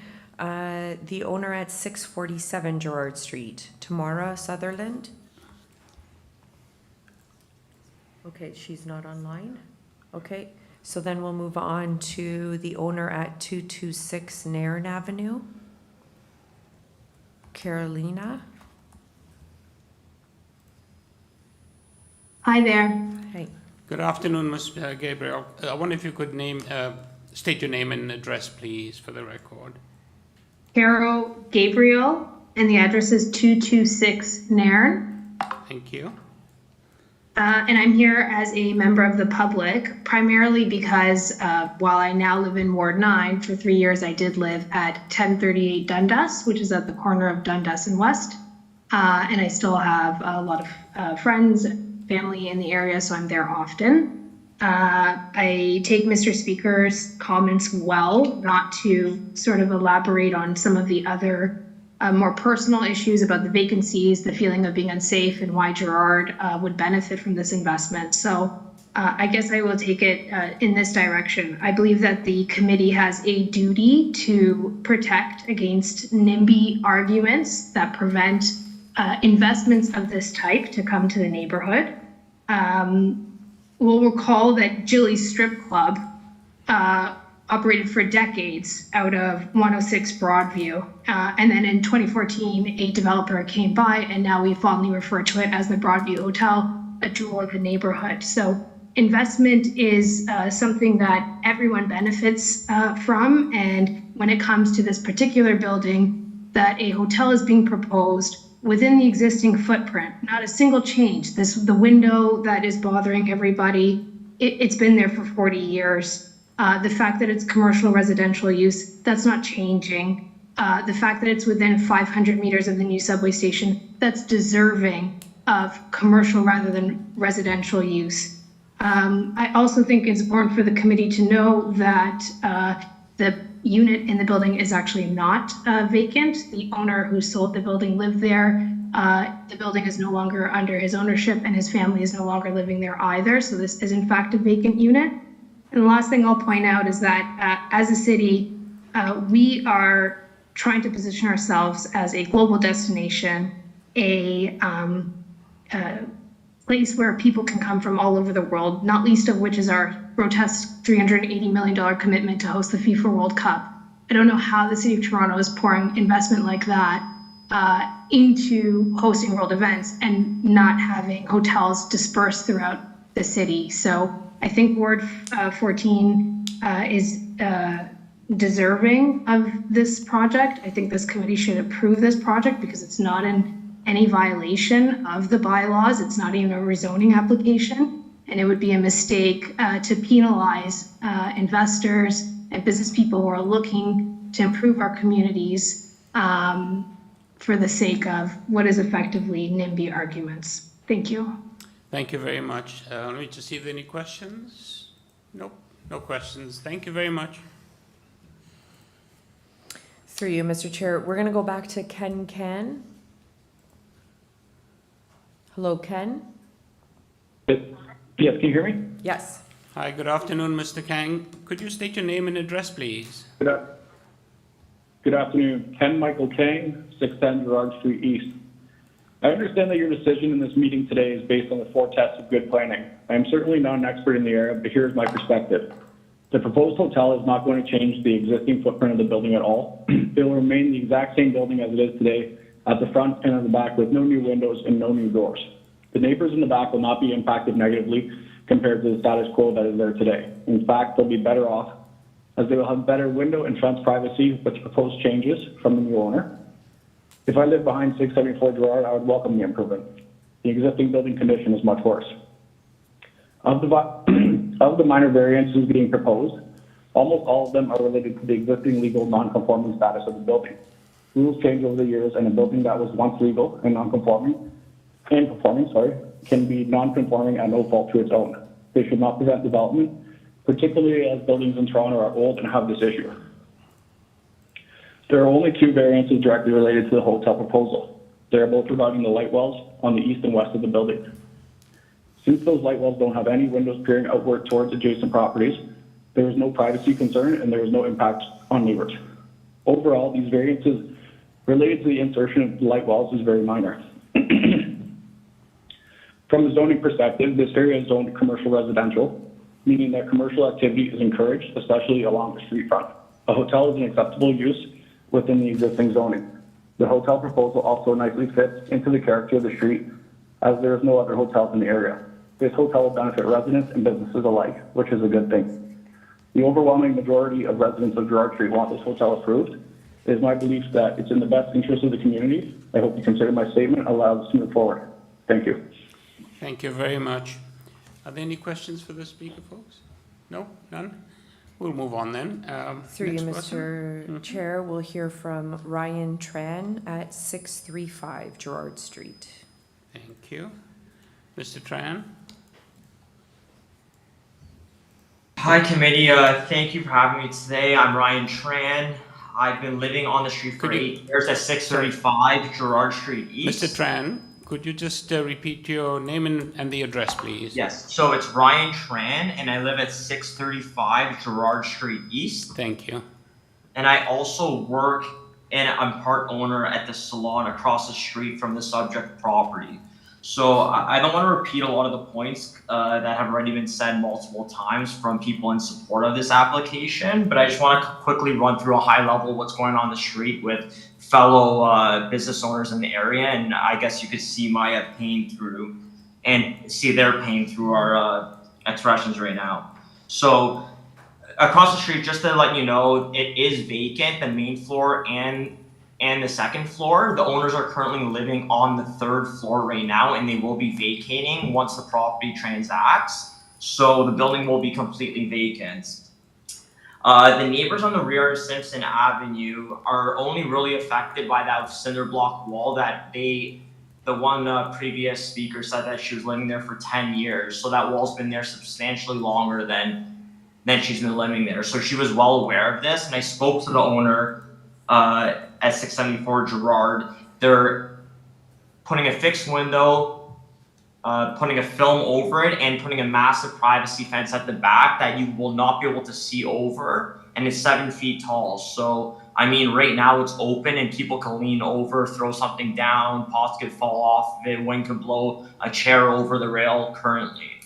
We're just frustrated because we've seen a lot of these applications in the area be rejected and the buildings just prolong and stay vacant, which ultimately is affecting my business personally.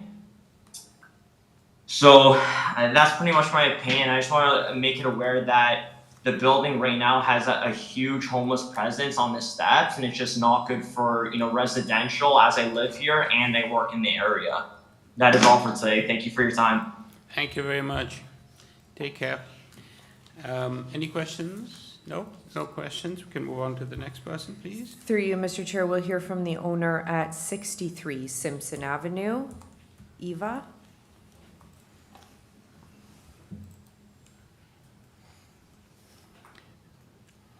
Good afternoon, Ms. Shawalpet.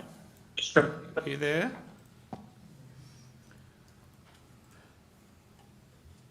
Hi. Hi, good afternoon. Good afternoon. My name is Eva Chow-Wolpert, 63 Simpson Avenue. Terrific, thank you. Yeah, 5 minutes. So 63 Avenue, I have been living here with my family. I own the property since 2011. My backyard is kitty corner to 674 Gerrard. So we're directly to the northwest. I oppose this application. You have heard from my neighbors at 65, 67, and 68, all of whom I believe expressed their concerns, our shared concerns, quite eloquently, and I won't repeat them as you've requested for me not to. But I do hope that I'm going to speak from the heart about what I think and feel as a property owner here and as a mom to young kids. And I don't want what I have to say to just be dismissed as NIMBYism. I actually find that quite disrespectful and insulting. I'm going to say what it feels like to have this proposed hotel looming over us. You know, everything that my neighbors have said about the bylaw, the variances, but you know, my kids and my, we have a very active pet as well. We're in the backyard daily, year round. And I just feel that to have the hotel at such an unreasonable close proximity versus a building where it's just a few rental units is not the same thing. It's not the same thing. I don't feel that our safety and our privacy, you know, as much as the presenter at the very beginning have really quickly gone through like all the things. I didn't even catch most of it because she spoke so quickly. I just don't feel comfortable with this proposal. And, you know, we've also heard from people talking about the housing crisis, so I hope that that's also being considered. And I do wonder, you know, the 11 units, like, are they actually large enough to accommodate families traveling? I've traveled with my family, and we wouldn't go for a tiny little unit if we're, you know, trying to visit a place. So I'm not actually sure whether these units are destined for families or another type of travelers. So just to end quickly, because we've been going at this for a long time, I would just like to ask you to please reject this application, keep our neighborhood family friendly and safe. I am a mom who lives right behind 674. I'm not on Boston, I'm not on Eastern, I'm not somewhere else, I'm right behind. And you can just dismiss me and say this is NIMBYism, but I feel that our views are every bit as valid and as important, and we are actually going to be directly impacted by your decision. So thank you very much. Thank you very much for your comments, and thank you for making the comment with regard to what I might describe as a bit of a slight against folks who are in opposition and not acceptable. Thank you so much. Can we move on to the next person, please? Through you, Mr. Chair, we'll hear from the owner at 201 Carla. Is this Roy Ash?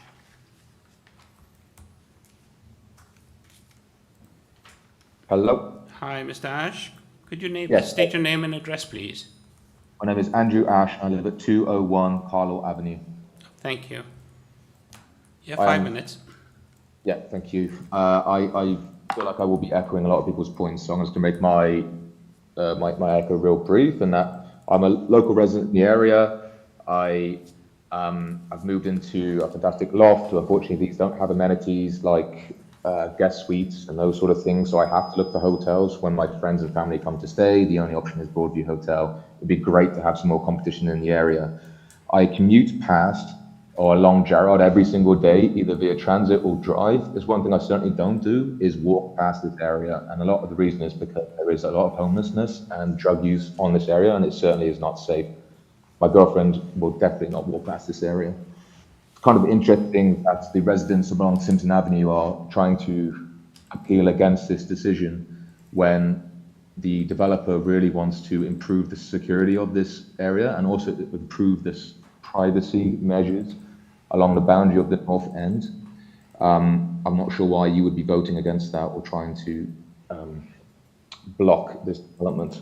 I think, again, just to stop echoing people's concerns, as someone that works in construction right now, the building is probably at its most risk in terms of fire. It probably hasn't been updated for tens of years.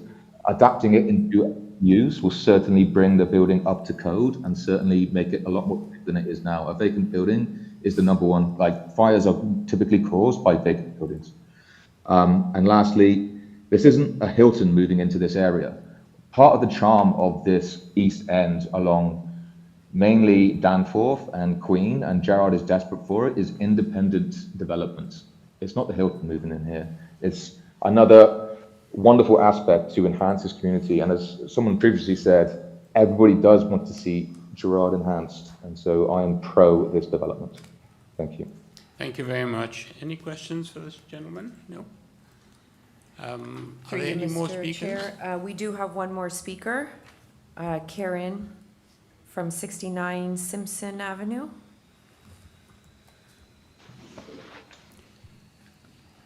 Karen Tat? We just heard from. Good afternoon, Karen Can you Tat. hear me? Yes, we can. Could you state you your so name much. and address, please? Sure. My name is Karen Tat. I live at 67 Simpson Avenue. I'm also speaking on behalf of my neighbor, Stanley Yu, at 69 Simpson. Thank We you. strongly oppose the application of 674 Gerrard Street. We understand and support the need for development, but it should be appropriate and responsible development. Can you please pull up the slide for the material, please? 19H3D, number 4.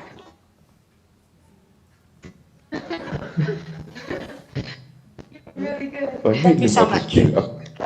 So you can see in this first slide, this is a property at 377 Broadview. It's 4 minutes away from 674 Gerrard. We're having difficulty hearing you. Hello? Hello? There's a lot of background noise. Having difficulty hearing you. Can you hear me now? Yes, perfectly. Thank you. Okay. If you can see from the first slide, this building is located at 377 Broadview Avenue, which is 4 minutes away from 674 Gerrard. Ms. Tat, sorry to interrupt again. You've got it sounds like you have an audience in the background. I don't have an audience in the background. Okay, there's some noise in the background, and it sounds like a lot of people talking. Just bear with us a second.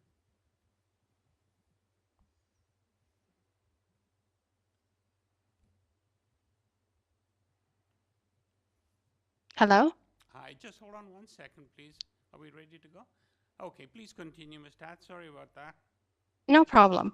As you can see from this slide, it's a building located at 377 Broadview, just 4 minutes away from 674 Gerrard.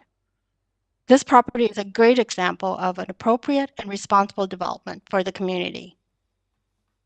The developer took a 3-story building that's run down and converted it into the Broadview terraces. Can you move to the next slide, please? As you can see, there's no change in the zoning and the height of the building. This is a thoughtful and beautiful design. The developer created 3 desirable commercial spaces on the first floor and added 11 apartments on the second and third floor. This development brings in foot traffic to support the local businesses and also provide additional housing, which the city desperately needs. Can you move to the next slide, please? As you can see from the rear of the building, not only did the developer comply to all the setback bylaws, but they went beyond and have no windows or doors on the rear or the side of the property to respect the privacy of their neighbors. Now that we know what good planning looks like, can we move to the next slide, please? Okay, looking at 674 Gerrard Street. From the pictures, you can see it's inappropriate and irresponsible development with little consideration for the residential neighbors behind. The developer wants to take away housing in favor of short-term rentals by asking the city to change the mixed commercial residential zoning to build a hotel literally in the backyards of family homes. There should be at least 7.5 meters setback from the property line to adequately separate our property with those at 674 Gerrard to allow for noise buffer, privacy, safety, and protection if issue arises. In this case, it's 0. And if they were to change the zoning, they need to at least provide some sort of provision for these setbacks. Just because the building exists as is doesn't make it right. It's in clear violation of the bylaws. And by allowing this to continue, it makes a mockery of our bylaws. Why do they even exist? Also, instead of sealing the large patio doors and the windows in the rear to comply with the 5.5-meter setback, the developer wants to add 3 additional 2-story window wells in the side of the building to put more windows to impose on the privacy of their neighbors. These are not minor changes. There's also safety concerns. There's no real measure in place to prevent hotel guests from throwing things over the balcony. A fence is not going to do it.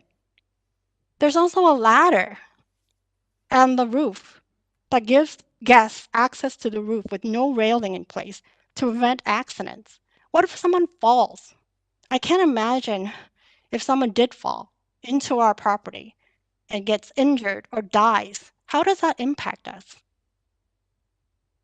For the developers of 674 Gerrard, this building is just one of many investment properties. For us, behind on Simpson, it's a place where we live. It's our home, the one place where we should have peace of mind and not to worry about a flow of tourists living behind us. To conclude, I respectfully request that the committee reject this application based on 1, it's inappropriate and irresponsible to change the zoning to put a hotel in the backyards of residential properties. And 2, it takes away from long-term housing supply to support short-term rentals. And 3, it violates bylaws created to protect everyone, not just developers, from noise, privacy, and safety. And I have one more comment regarding other speakers concerning that there's no new development on Gerrard. That is incorrect. There are so many new restaurants, bakeries, cafes that have opened as a result. Thank you so much for listening and your time and consideration. Thank you very much for your contribution, Ms. Tad. Thank you. Any questions for Ms. Tad? No? Sorry, through you, Mr. Chair, we do have one final speaker, Andrew.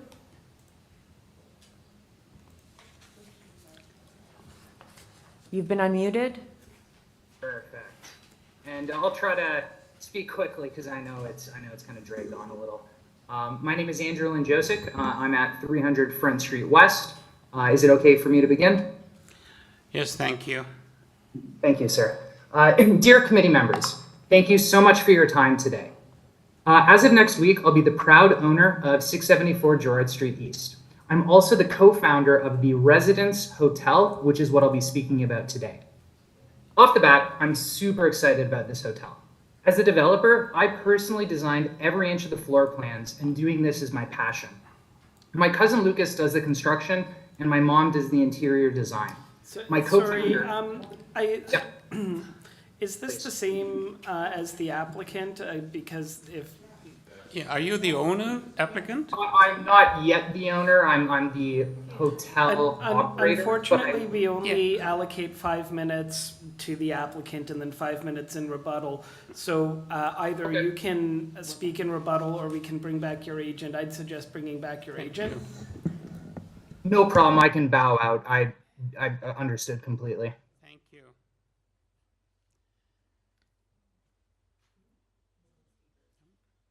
Ms. Lee, it's all yours. Thank you.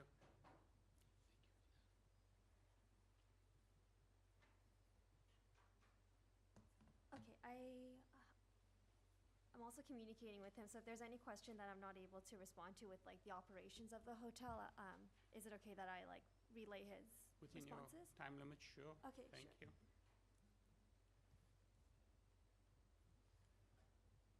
Okay, great. So I think I'll first start with the commercial corridor. Again, it's a stretch along. I know they mentioned that there's like a lot of residential units along Gerrard, but it is a commercial stretch along Gerrard Street East that starts at Broadview Avenue, and it's referred to as Chinatown East. The mid-use designation extends all the way from the downtown all the way to Coxwell. And despite the existing residential uses along the strip, the intent of the official plan is to have this area function as a commercial corridor, and it's anticipated that the new Ontario Line transit station will facilitate the planned vision for a mixed-use community along this corridor. With respect to appropriateness, When evaluating applications, particularly ones that are legally non-conforming buildings, the objective is to ensure that the proposed development does not worsen an existing condition. In this case, planning staff have confirmed that the proposed development meets the intent of the official planning zoning bylaw for mixed-use areas by facilitating a use that contributes to the local economic development along an existing commercial corridor and relieves short-term rental pressures from nearby neighborhood designated properties where long-term residential uses are intended. So those comments about this taking away long-term housing, there's one existing residential unit right now. It's the seller of the property who is selling it to our client, Andrew, who we just heard from. And they're looking to add in 9 new units, some that have 2 to 3 bedrooms, which we feel alleviates the pressure that exists currently on neighborhoods designated properties. Earlier I showed you the slide with all the Airbnb and verbal units, that those are actually properties that are intended for long-term rental and residential uses. Also, with staff's input, the proposal was further improved to increase the size of the light well to ensure that natural light would continue to be able to filter in as potential future development is constructed along Gerrard Street East. And we removed those windows that were parallel to the adjacent sites and then only had them so that they're facing each other within the building. And then again, we're going to be screening those with privacy glass so that there isn't actual privacy concerns, just more so for natural light to filter in. Also, we know that the city has a strong preference to minimize curb cuts along retail corridors, and so the parking pad at the front is proposed to be replaced with an outdoor patio with seating and landscaping. One of the speakers earlier spoke to there being landscaping that should be added to improve the streetscape. This is not only enhancing the streetscape, but the safety for cyclists and pedestrians alike. Lastly, the existing site conditions pertaining to privacy and overlook have also been addressed with the replacement of the ground floor window to a higher location and fixing it in place so it's not able to open anymore, and also treating it with privacy glass. And the second-story terrace guardrail will be replaced with the new privacy wood fence lined with a planter box along the interior perimeter, and that goes again to the landscaping comment. So the planter box will be along the interior perimeter to create not only like aesthetic purposes, but for a physical buffer. And also, just to be clear, this terrace is only accessed by the 2 units, and it's going to be separated in 2, so it's only for the 2 units that have adjacent access to that. It's not like a common area where people are going to be like partying or anything like that. It's actually quite a small, like fair-sized terrace. And then I think there were some comments about, like, again, you already kind of addressed this, but with the building code, we have a fire code and building code consultant as part of our project team who reviewed this application. It is code compliant, and as you know, it'll be reviewed by the city's building division to confirm the code compliances. Noise on the terrace will have noise receptors to monitor all the noise, and hotel staff on site would also not permit noise levels to exceed what's acceptable. Also to clarify, it's not 9 units, it's not 11 units, it's 9 units, and there are 3 points of ingress and egress, so it's kind of like 3 per unit, I guess, really. Or per exit, sorry. And vacancy, I think I just mentioned that, yeah, sorry, the property owners are the ones that are selling the site, and they're moving out to a different neighborhood, and they were also the owners of the retail units below that have been vacant for a few years, and I think that's what the other speakers are referring to when they're talking about the vacancy of the property. In terms of proximity of the supporters, some people were saying that none of the speakers live nearby, but we had one that's directly next door to the neighbor, and 8 others along Gerrard who submitted letters and were speakers today, so yeah, just wanted to address that. I don't know if there are any other questions that I haven't spoken to yet. Sorry. Thank you. I think we may have some questions from the panel, so bear with us. Mr. Ghosh, you have? I do. Please go ahead. Thank you. The window at the back, I don't see any of your elevations that really address the way that you mentioned the condition would be alleviated by making it non-functional and making it opaque and potentially raising it. It just says existing window. So there isn't any plan that we can tie this to. If the committee were to approve this application, would you be agreeable to us imposing a condition that it sort of puts that, it writes that it must be made opaque and non-functional? Yes, so our architect actually did prepare an updated plan, but I don't think it was, and those were submitted after we had the neighborhood consultation. It shows that the, it's not this one, I think this was the one that was submitted as part of the application. It does show that it was raised and being replaced, so the existing one is being replaced by a raised window that starts at 2.23 centimeters. It's fixed in place and will be frosted, so that could definitely be a condition of the approval. They're comfortable with that since, yeah, we were going to do that. And what's the height of the fencing that you are intending on installing there? Okay, the fencing, sorry, 8 feet, so 2 meters. And that was also with staff support. So Neha, the assistant planner who reviewed the application, was the one that requested it to be higher, and we're okay with that being added as a condition as well. And the applicant did reach out to the neighbor asking if they would want to select the material so that they had, in case they had any design preference. Thank you, Mr. Just on following up from the question that Mr. Ghosh asked, are there 2 windows? There's one that seems to be at a basement level as well, or am I mistaken? It's just the one window. Just the one window, okay. And that would be permanent frosting that you're thinking of? Yes. Not just a foam that can be peeled off? No, and it would also be like fixed in place too, so they can't like open it or anything like that. It's really only to let natural light come into that hotel unit. Thank you. Any other questions, folks? Ms. Gogan? Yeah, can you, when I look at the plans, are there staff on site that help support the hotel? Let me just confirm. Yes, he says that there will be. There's going to be 24-hour surveillance as well as on-site hotel staffing for 16 hours a day. Okay. No, because in the plans, it doesn't really show a reception. It doesn't show a, so I just wanted to inquire about that, so thank you. And then maybe I just want to kick this off a little bit for when we go into committee, so. Sure. Yeah. Thank you. Any other questions for Ms. Lee? Ms. West has one question for you. Through you, Mr. Chair. When I read the purpose of this application, it said to convert the existing 2-story mixed-use building into a hotel. So is this a new development or is it a renovation? It's adaptively reusing the existing building, and then it's the only like external changes that we're making to the existing building is increasing the light well sizes so that it meets staff comments. So means the existing building is to remain, and Yes. then so the existing building also have 0 backyard. There is 2 setback. Sorry, I'm just trying to bring it. So is the existing building have 0 building located 0 from the rear north lot line? Correct. This is the existing. And is there the main wall are located 0 from the side east and west lot line? Is an existing situation. Variance number 6. Yep, like we are not changing the exterior walls. It's mostly going to be like interior floor plan changes. Okay, thank you. Any other questions? No? Thank you very much, Ms. Lee. We'll now take it into committee and deliberate and come up with a decision. Thank you so much. Thank you. Maybe I'll just kick off. Okay, I'll do a little kickoff here. First of all, I always thankful for all the people who participate in this process.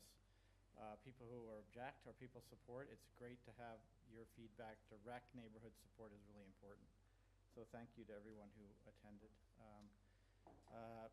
I always like to remind people that also part of this application is we don't review building code issues. We don't review fire. That's all part of the building department.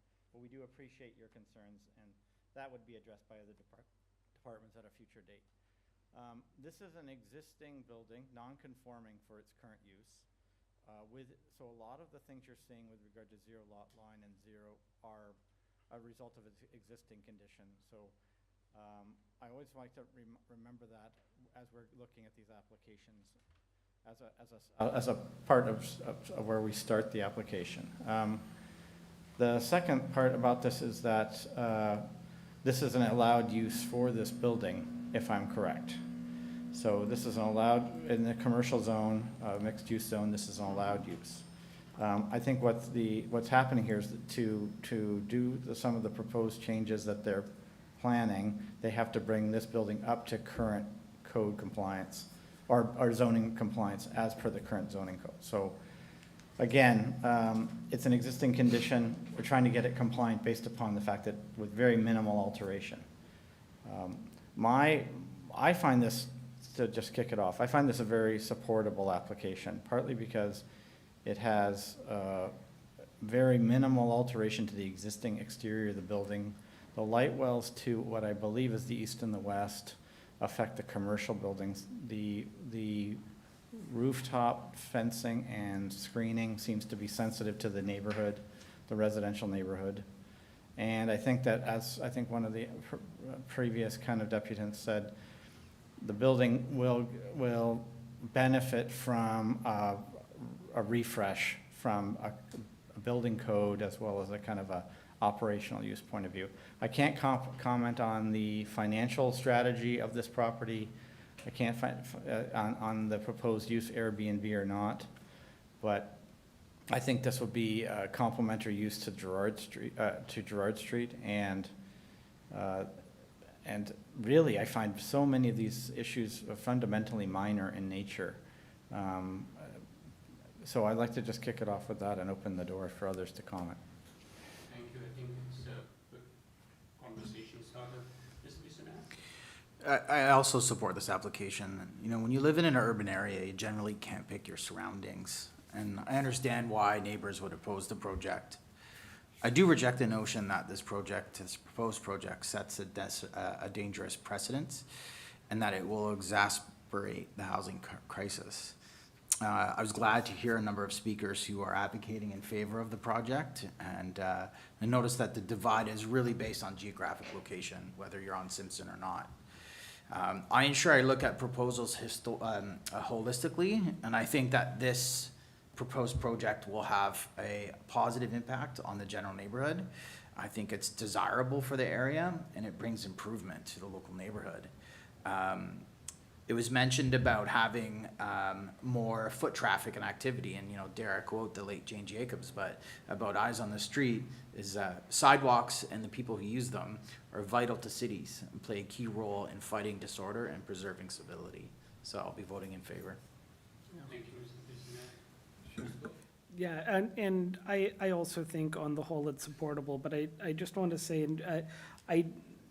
there was some talk of, a lot of the support was not from the area and the opposition was. I think Mr. Bissonnette's observation that it really has to do with whether you're on Gerrard or Simpson in terms of the more proximate situation is accurate. And I would say on Simpson, we sort of have 63, 65, 67, maybe 69 that are in proximity, but the rest of the people on Simpson are not going to be affected by these variances because they don't have backyards immediately adjacent to this.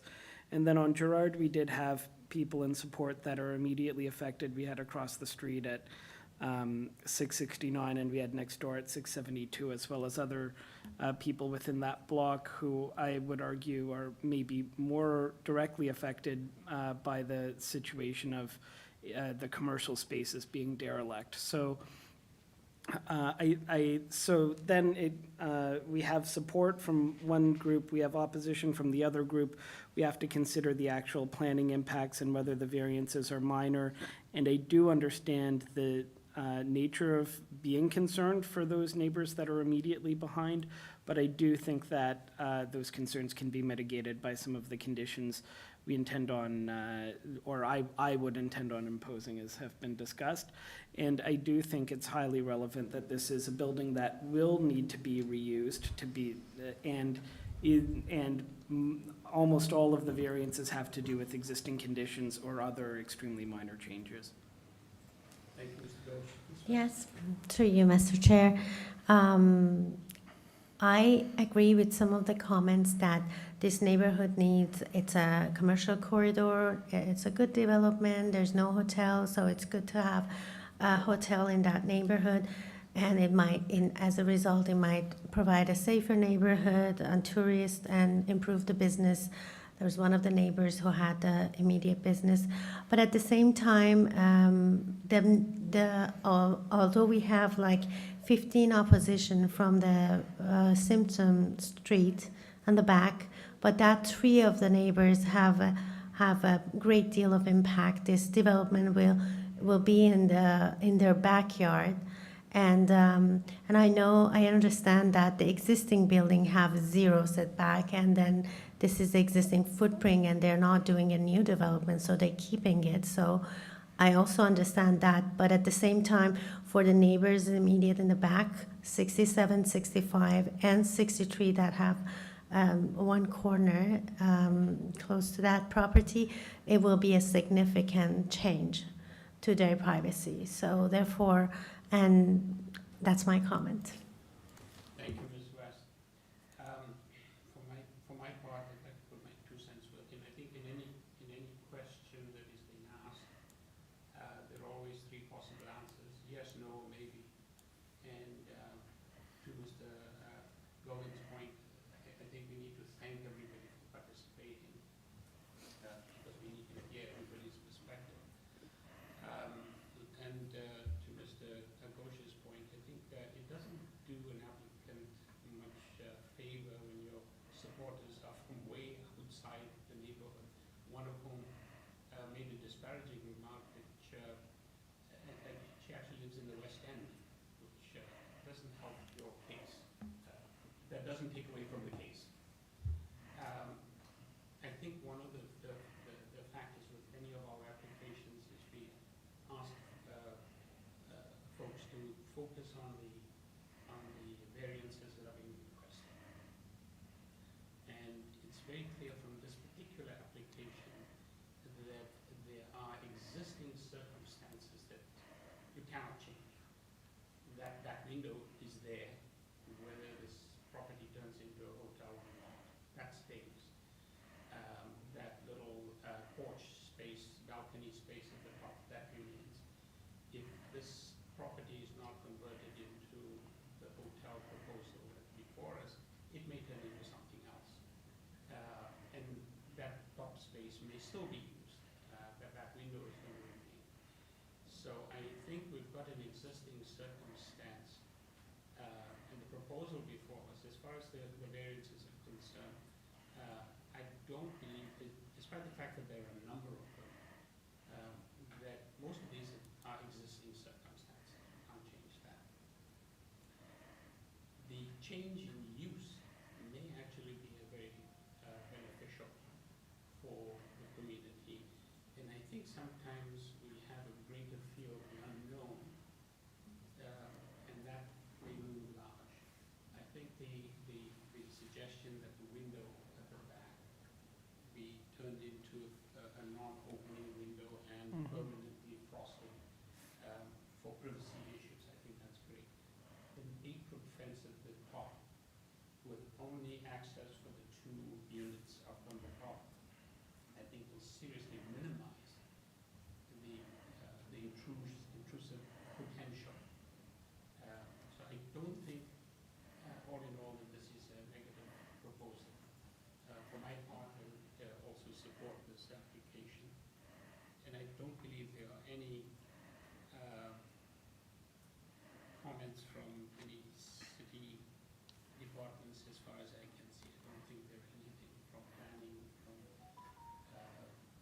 forestry, or anybody else for that matter. So perhaps if we can take it, be in committee, but now I'd like to Does Mr. Gogan want to bring the motion? Okay. No, I just want to add one more thing, if you don't mind. No problem. To you, Mr. Chair. I also want to just mention that although this is a very good development, but because that we have still immediate neighbors on the back they're opposing this proposal. So maybe it will be beneficial if we defer it, although we listen to all parties. And maybe in this way, their applicant can talk with the neighbors, specifically those 3 neighbors, and then maybe they can just further discuss. Yes. I have a counterpoint to that. The applicant did not want to defer it, and we did put this to them at the start. And I actually found the counselor's letter particularly unhelpful to say to defer something just because there's a lot of information that they've received. We're supposed to be impartial on this committee to what is raised by councillors. And that can just speak to who has spoken to the councillor and who hasn't. So I wouldn't, given that we've heard all of the merits as well, there's also a bit of an issue when the entire application has been heard to then defer it. Thank you, Ms. Best. Thank you, Mr. Bosch. No, I understand. Sure, I'll start with a comment and then I'll make a motion. So first of all, I think what we learned, especially for the new owner as well as the neighbor, is that the success of this project depends also on a good relationship with the neighborhood. So I think we strongly encourage the new owner. They're about to invest a lot into this project to continue to carry on discussions with the neighborhood in areas that would impact them, whether or not it's a fence or a window or whatever it might be. But I'd like to move this motion forward for approval. I think there was mention of 8-foot high fence and a translucent or opaque window on the rear of the property. I didn't see it in the set of documents, so I'd just like to make a note of that's noted. But other than that, I don't think there was any other, and I also acknowledge the councilor's letter, but I feel still that we can move forward with this application and approve it. Through you, Mr. Chair, we will eliminate the fence situation, right? Because the fence is based on fence bylaw, so we'll take that out of the equation for the condition. But if you want to state something about the window on the north elevation, then we can do that. Would you be amenable to including it as a condition that it be frosted and non-functional? Yeah, I think frosted or translucent is the way to put it, because yeah. opaque, because it's a bedroom, I think, and it needs natural light of some form, right? Yeah. So, Can I, if I'm not mistaken, sorry. yeah. If I'm not mistaken, you mentioned something about raising it. It's currently 6 foot on one drawing, and then it was said that it might be 8. I just heard that. I didn't see that written down. So, but if we defer to the fence bylaw, 7, sorry, we defer to the fence bylaw, then the fence bylaw is acceptable. I wonder if we could just step out of the Sure. second to just get clarification on the window height. Just leave the Window height. Sorry, the window height would start at 2.23 meters, so 7 feet. And then it's the same size, just like moved up higher, so it doesn't match like eye level or anything like that.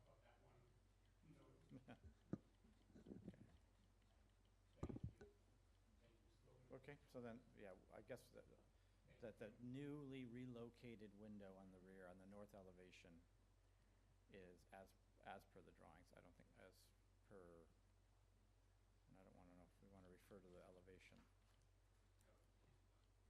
Well, the reason why I was thinking we need to word the condition is because the elevation doesn't actually Dimension it, no. show the window as discussed by the agent, because it says existing window.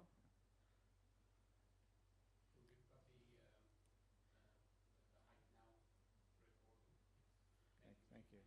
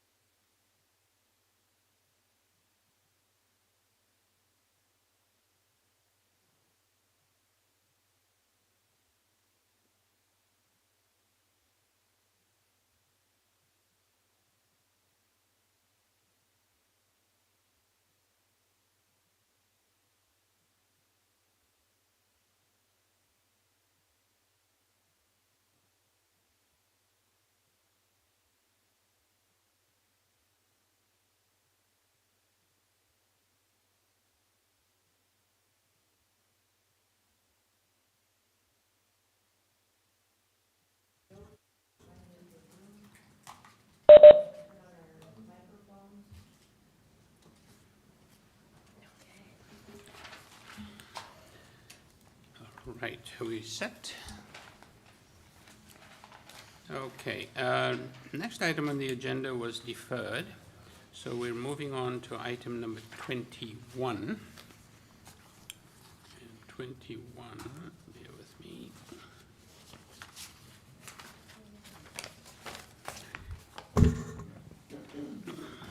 Number 21 is 206 Lumsden Avenue.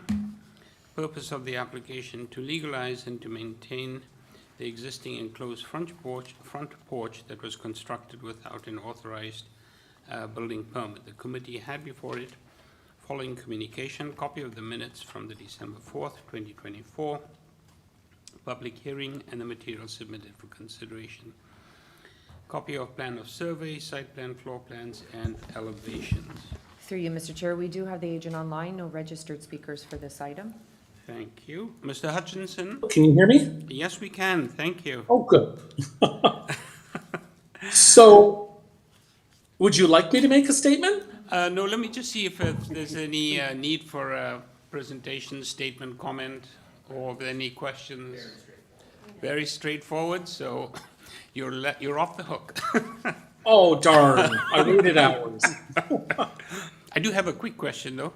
I take it this was done some time ago, or is this a new owner that's taken over and found it this way? So it's a little complicated, actually. I was hired by the man who bought the house and renovated it, and then they sold it. And part of selling the house was that the builder would take care of this issue. And that's why I'm here today. I see. Thank you for that. And having received that, any questions, folks? None? Do we have a motion on the floor? Motion to approve. Thank you. Thank you, Mr. Bissonnette. Mr. Bissonnette's got a motion for you to approve, and I believe there are no conditions. I wonder if, Ms. Bissonnette, if we could add for the record that the committee doesn't condone structures that have been built without permission. Sure. For the record. Thank you. Thank you. A seconder? Thank you kindly. 1 and 2. All those in favor? Thank you. Mr. Hutchinson, you have your approval. Thank you. Thank you very much. Take care. Bye-bye. Bye. Moving on to number 22. 548 Dovercourt Road.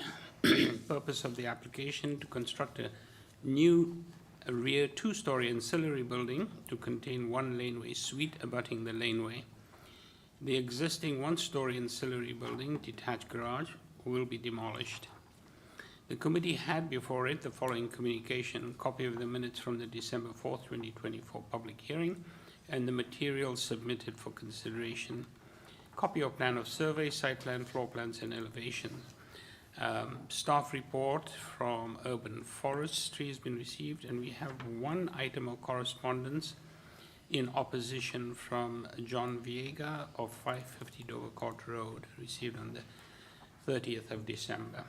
Through you, Mr. Chair, we do have the agent online. We also have 2 registered speakers. Oh. Thank you. Mr. Gerber?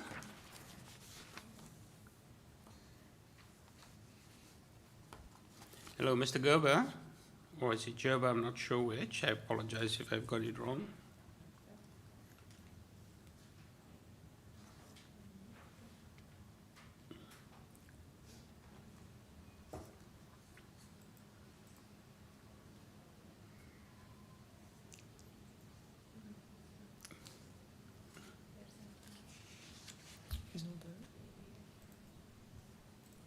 Through you, Mr. Chair, we're just going to try and get Sure Joel thing. on the line. Thank you.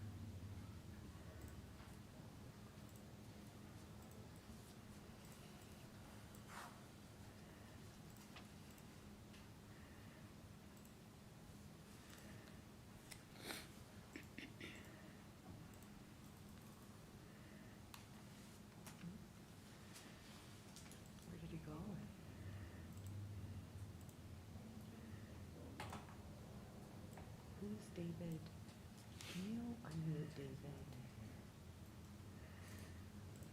Can you unmute him? Yeah. No, that's it. Hello, David?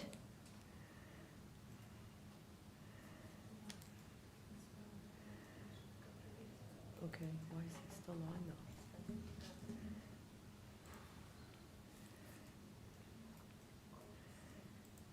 Hello, Joel?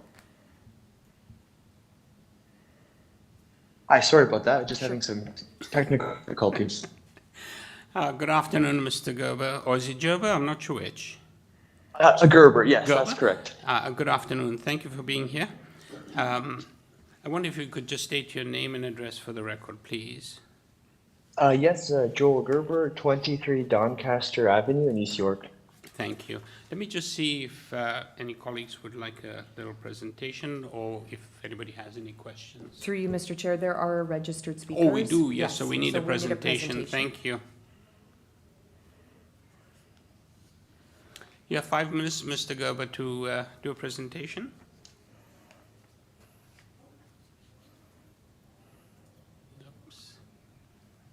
Oh, are you able to hear me now? Yes, we can. Okay, wonderful. So I'll keep the presentation very brief and try to address as many of the neighbor comments as possible. We did present to the committee some time ago, and working with the client's family, we had all agreed that the project was maybe a little bit too large and bold as a laneway house. So we did, excuse me, we did significantly reduce the scope of the project, going from 3 variances originally down to the current 1 variance based on length. There's a couple of administrative things to kind of put behind us. A member of my team that had put the application together made the mistake of calling it a garden suite instead of a laneway house, so I apologize for that. And also there was some confusion about the application relative to the existing house. Because our project is simply a laneway house, we had filed it under a house with 3 or less units. There was quite a bit of neighborhood confusion about how many units are in the house. It was kind of outside of my scope. We've never been in the house, and I can just kind of promise the neighbors that the number of units in the house will have to be approved by the client during the building permit process, but we didn't want to burden the committee with that detail. We're just currently commissioned to focus on the laneway suite at this time. The one other comment with regards to why, even though we significantly reduced the building length from 14 meters to 11 meters, or 14.2 to 11.3, we did end up setting the building further from the laneway, and that was not intentionally to affect the tree, but that was to simply comply with the firefighting requirements of 45 meters to a hydrant. So because our building length had reduced, we had to comply with that, building code requirement. We ended up shifting the laneway house towards Dovercourt from the laneway. We do have the urban forestry letter of support, and our intention was to never remove any trees or damage any, but because we're building close to the drip line of the tree, we are obligated to protect the tree with hoarding. So again, urban forestry acknowledge that, and we do that on a regular basis. One of the other concerns was about, previously was about building height. Originally the building was higher because of the proposed garage for a car lift potentially. We convinced the client to reduce the height variance so that it was more appropriate for the neighborhood, and it's actually very similar to some built precedents within a stone's throw. So that kind of concludes my presentation. I'm happy to, converse with, some of the neighbors' comments and any other questions that may arise. So thank you, Mr. Chair and committee, for your time. Thank you so much. Let me just ask colleagues if they'd like to ask any questions now or want to hold off a bit. We'll hold off. Thank you very much. We'll now move to, I think it's Mr. Viega, John Viega. Oh, sorry. Good afternoon. Good afternoon. My name is Della Lytle. I live at 546 Dovercourt Road. I was here in June. Thank you. I spoke on behalf of having the, I spoke on our behalf in June, and I came back because the update to the proposal didn't really acknowledge any of our issues with the look of the building position, and now instead of having a single laneway suite, I know it was an error to call it a garden suite, but now we're also talking about it connecting to the water on Dovercourt, which also to me makes it a garden suite. It just kind of confuses the issue for me, and that brings me to the point of intent. I wrote a long letter, but the last time I got cut off because of timing, maybe I'm not good with time. And I just wanted to say the intent is still very much in question here.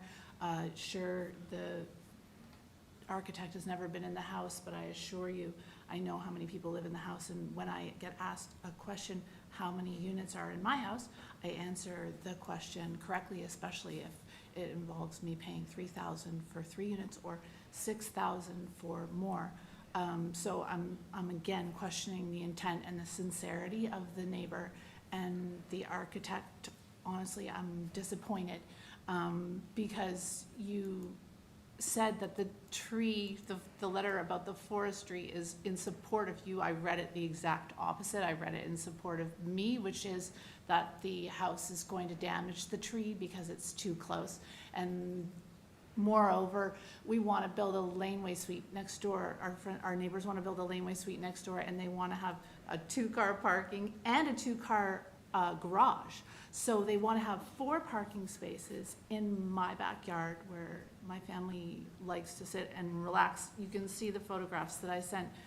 My documentation wasn't transferred from the December committee meeting that was planned, and that's why I'm here in person, because I was actually supposed to be talking online today, but I couldn't. I don't know why my proposal got transferred, thank goodness, to the website, and the pictures are there, but yeah, my registered, those are John's pictures, but my pictures show you other laneway suites that look great in the neighborhood. There's one right up the street, probably the stone's throw, that Mr. Gerber mentioned. It's a beautiful 2-story. It does actually have a big driveway, but it does not have,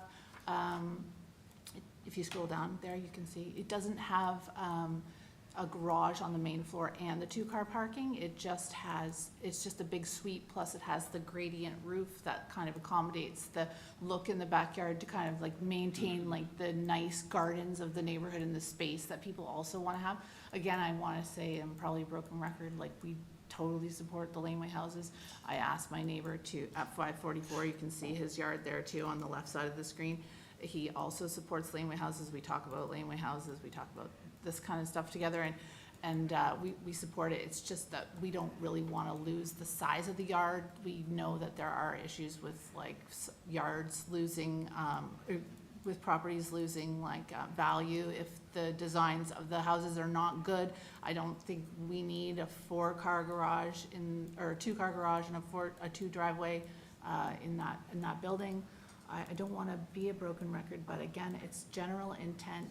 It's the impact on us. It's the zoning bylaw, whether it's maintained, because there is space to do stuff in the backyard. And I thought we only wanted gentle density. We don't want other stuff. I don't know what this lift was that Mr. Gerber mentioned. What is a lift?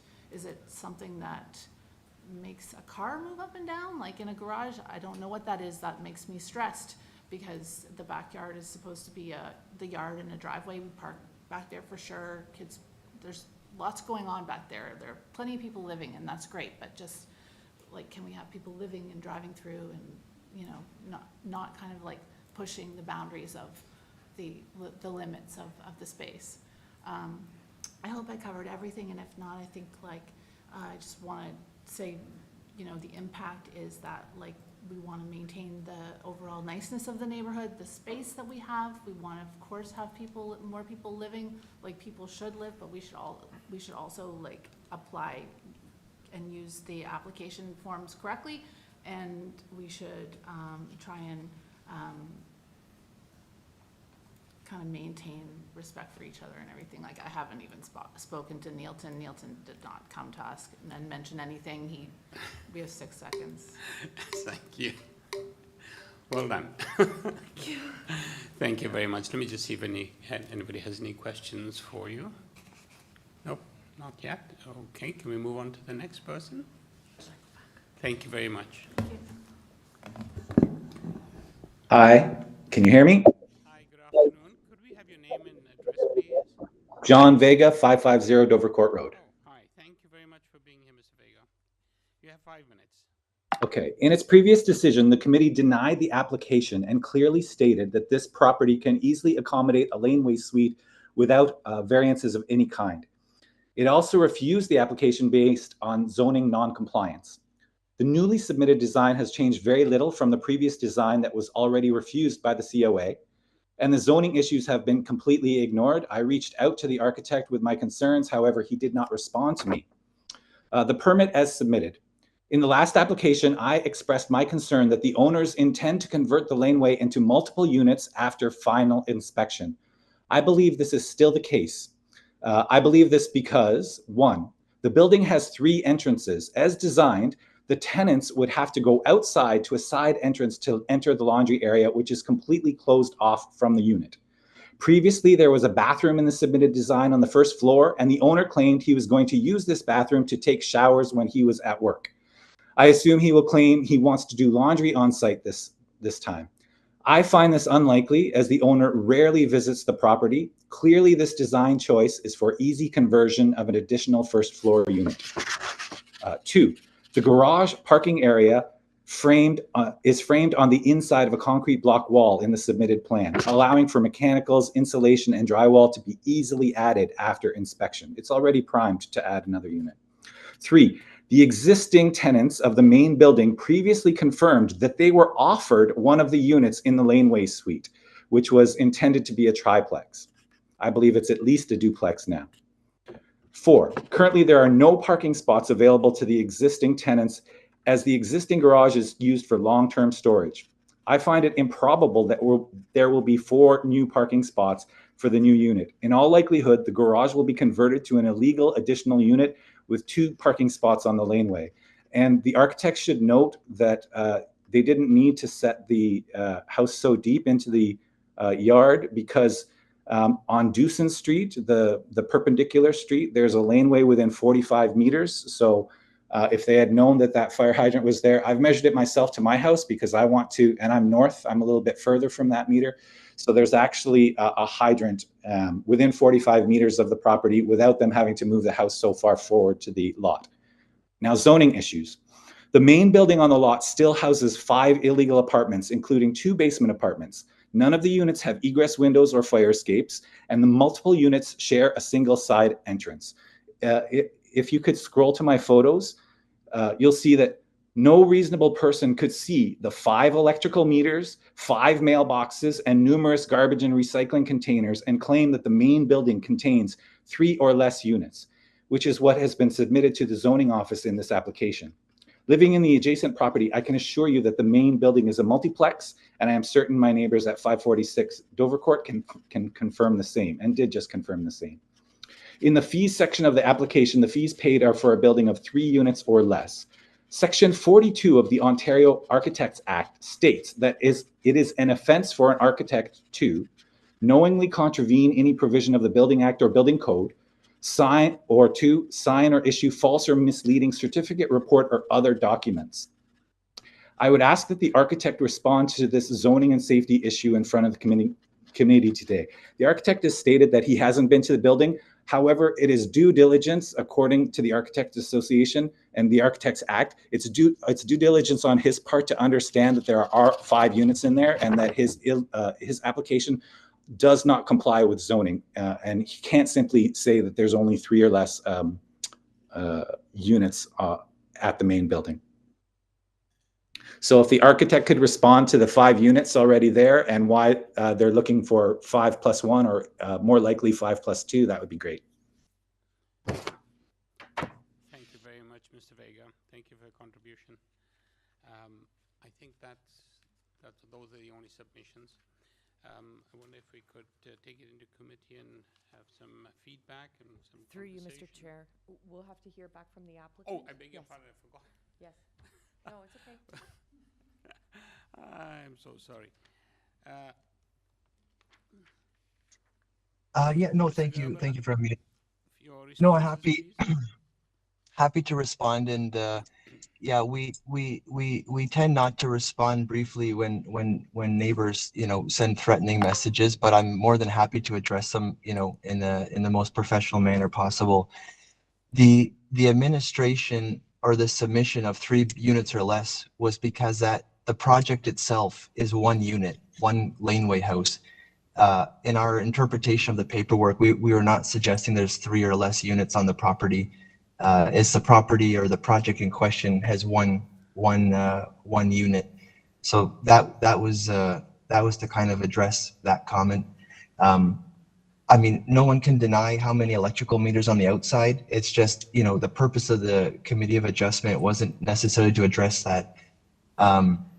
With the laneway house, in past experience, the owner's obligated professionally to sign a use of the building. That's not something that I can take responsibility for as the architect. We likely will have to go into the building and draft the existing floor plans to share with the building at the permit stage, but I just simply didn't take a position of what the owner has done in the existing house just because it was out of our scope of work. So it's not that we were hiding anything. And, for the record, we were simply trying to get a laneway house approved here with 1 variance.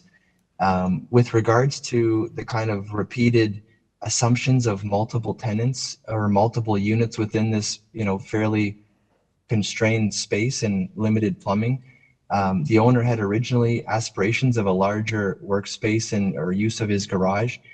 Not to scare the neighbors, but a lift was simply so that he could work on the underside of his car without going to the mechanic shop. And, we've done many of them in custom homes where it's just a mechanical device inside of a single or double car garage. So not to create any stress there.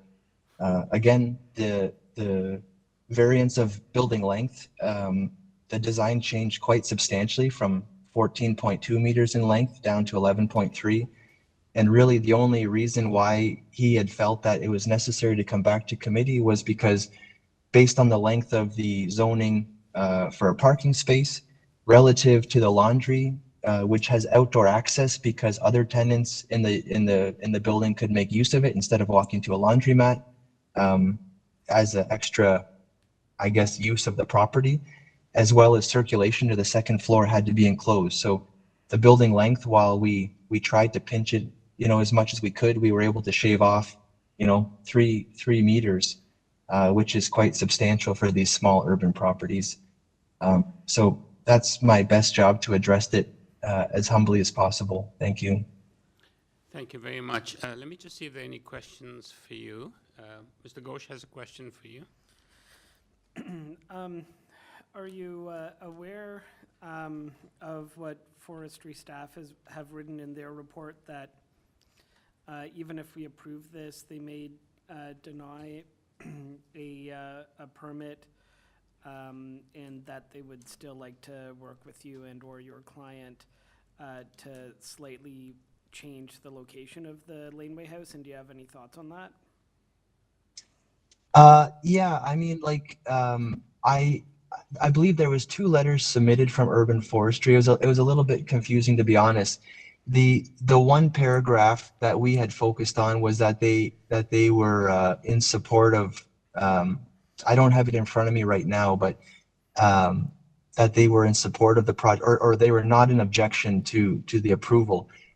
I mean, we're more than happy to work with them, and if it comes down to kind of arm wrestling with firefighting access and the urban forestry, in my opinion, there's flexibility there as far as the position. There is an internal garage, so the space off the laneway is, kind of, from my personal opinion, from an urban planning perspective, having the laneway houses closer to the laneway is not a bad thing.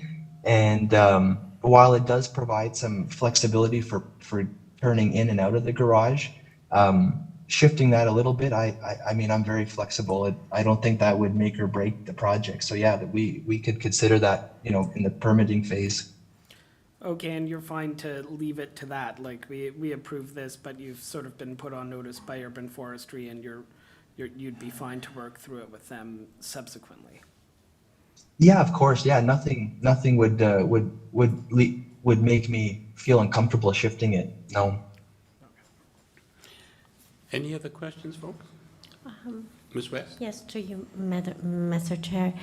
Your neighbor in the south, 546, she had a concern or a question regarding the lift? Yeah, I tried to address that. I mean, I know some of the commentary was about the design of the house, which I guess isn't really part of this committee either, but the lift is just simply an internal mechanical lift that someone can work on the underside of a car, whether it's doing an oil change or whatever. To be honest, because we reduced the height variance, I'm not sure if that would even fit in the current design. That was on the original wish list that got rejected. So I don't know if the clear height of the garage would even promote a lift anymore. But yeah, the lift is nothing more than like what a mechanic's office would have, or sorry, mechanic shop, where you can kind of jack a car up and work on the underside. Do you have a Doesn't really. Is there any basement under the laneway house? No, it's a slab on grade construction. Oh, so the lift will lift the car probably from the ground floor just slightly for the oil change, is that correct? Yeah, I really shouldn't have referenced that because it has no bearing on this, you know, kind of proposal. But yeah, the lift is internal to the garage and has really no other impact. Okay, thank you. Any other questions, comments? No? I do have a couple of questions, if I may. I know you mentioned, if I'm not mistaken, that the house was, the laneway suite was positioned, the position that you have it in is so that you'd have access to a fire hydrant on DUFFERIN itself, sorry, on Dovercourt itself. My concern is that you've suddenly got, if that's what is going to be done, you now have a two-story structure that's been pushed really far forward, and for both neighbors on either side, they will have another structure that's in the backyard as opposed to at the back of the backyard where your existing garages are. The other concern that I have with it is, of course, the fact that you will have access to 4 parking spaces. So you've got a new concrete pad, presumably, driveway leading to the garage, and then you've got 2 cars inside, so you'll actually have space for 4 cars. So those are things that do concern me, and I think may concern your neighbors as well. Any response to that? Which I think, by the way, sorry, forestry has also noted the setback from the laneway. Yeah, no, for sure. I can address those. I guess the first thing was because we had significantly reduced the building length, the one consideration that these are very kind of abnormally long properties. So while I appreciate there's concerns of privacy, one, there's not enough of a setback to technically park a car without blocking the laneway. I mean, maybe you could fit a very tiny car or motorcycle there. It definitely by zoning would not count as a parking space if they were to ever sell or whatever. But, you know, we had felt that the setback in addressing the firefighting access requirement from Dovercourt, maybe we had missed a fire hydrant in the alleyway. Sometimes in our experience, the firefighting services don't accept hydrants in the alleyway for firefighting because they can't sometimes access the width with their vehicles. So, you know, we were just trying to be due diligent in referencing 45 meters to a hydrant on Dovercourt. So there wasn't really any ill intentions of you know, burdening the neighbors, but it is important to note that the properties are very deep, and the impact, you know, aside from a a bias or a personal preference, is it shouldn't be as nearly as severe as some of the other urban properties where we really are maximizing the setback from the principal residence. Here, we have 3 times or 2 times the distance from the main house that we're talking about for reference. Thank you. Sorry. Sorry, we can't have any comments from the public at the moment. Thank you. Thank you. We're in committee at the moment. My apologies to you, but thank you. Any other comments or questions, folks? Shall we take it into committee? Yes, please. Okay. We're in committee now. Observations, thoughts? We have an application with a single variance. My own thoughts, if I may start off, perhaps. Thank you. The actual variance itself is not a major issue because I think the property itself is very deep, as the applicant has mentioned.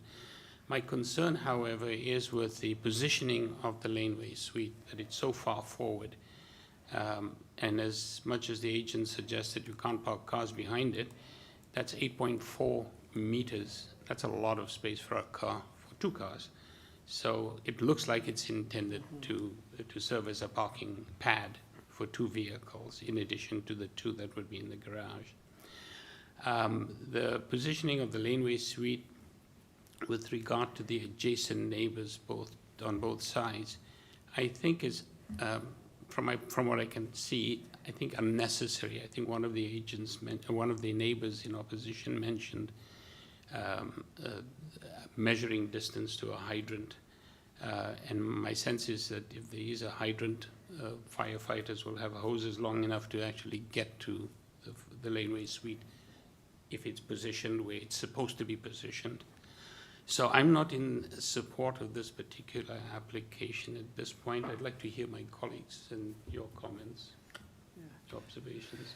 Or, yeah, I would tend to agree with all of your comments about the siting of the laneway suite not being ideal. It would be better if it were further back in the lot. But I just take a bit of a different view in terms of, does that make this application supportable or not, given that they are only seeking the 1 minor variance and none of the variances have to do with that issue. And so a laneway suite in this location with 1 extra meter, I feel is reasonable, and I'm hopeful that in working through with urban forestry, maybe this siting of the suite would change, but I just don't think that the variance sought sort of speaks to that issue of concern. I agree with Mr. Ghosh. If you look at the variance on its own, it's requesting 11.34 meters from 10 meters. So from the perspective of considering this variance, I'm going to support it. Thank you, Ms. Annette. I'll comment. Yeah, this is something doesn't look right to me.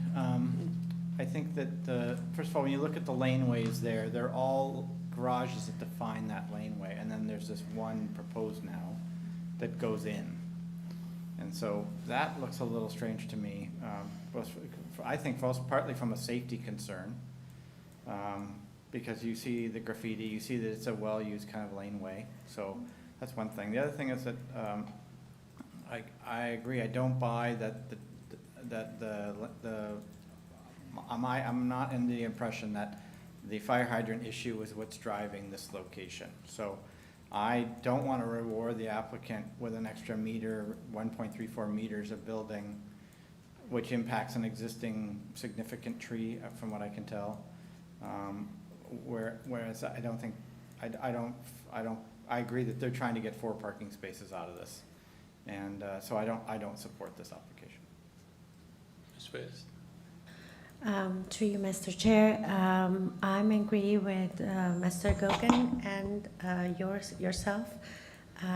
We are seeing a lot of laneway suites that people built in the back of their property. I understand that this property is very long and deep, but I'm not sure if it's to accommodate like just more housing, because it have like 2 garage with possibly a lift, and then 2 parking space in front. And also at the other side, the Davencourt, you still have a street parking in front of the property. So therefore, I'm not supporting this application. Thank you. I'd like to look for a, if I can look for a motion at this point. I'll make a motion. Thank you, Mr. Golan. I recommend we reject this application. I think that while I agree that the ask for the additional building length is relatively small, I think that its impact on the existing tree and its impact on the laneway and the adjacent neighbors, it doesn't justify the additional building length and effective area of the building. And I don't believe there's any. And I think there's forestry comments as well that we would want to incorporate that, right?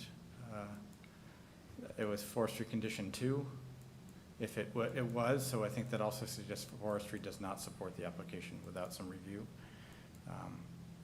And I didn't see any city planning commentary on it as well. So again, I recommend we reject the application.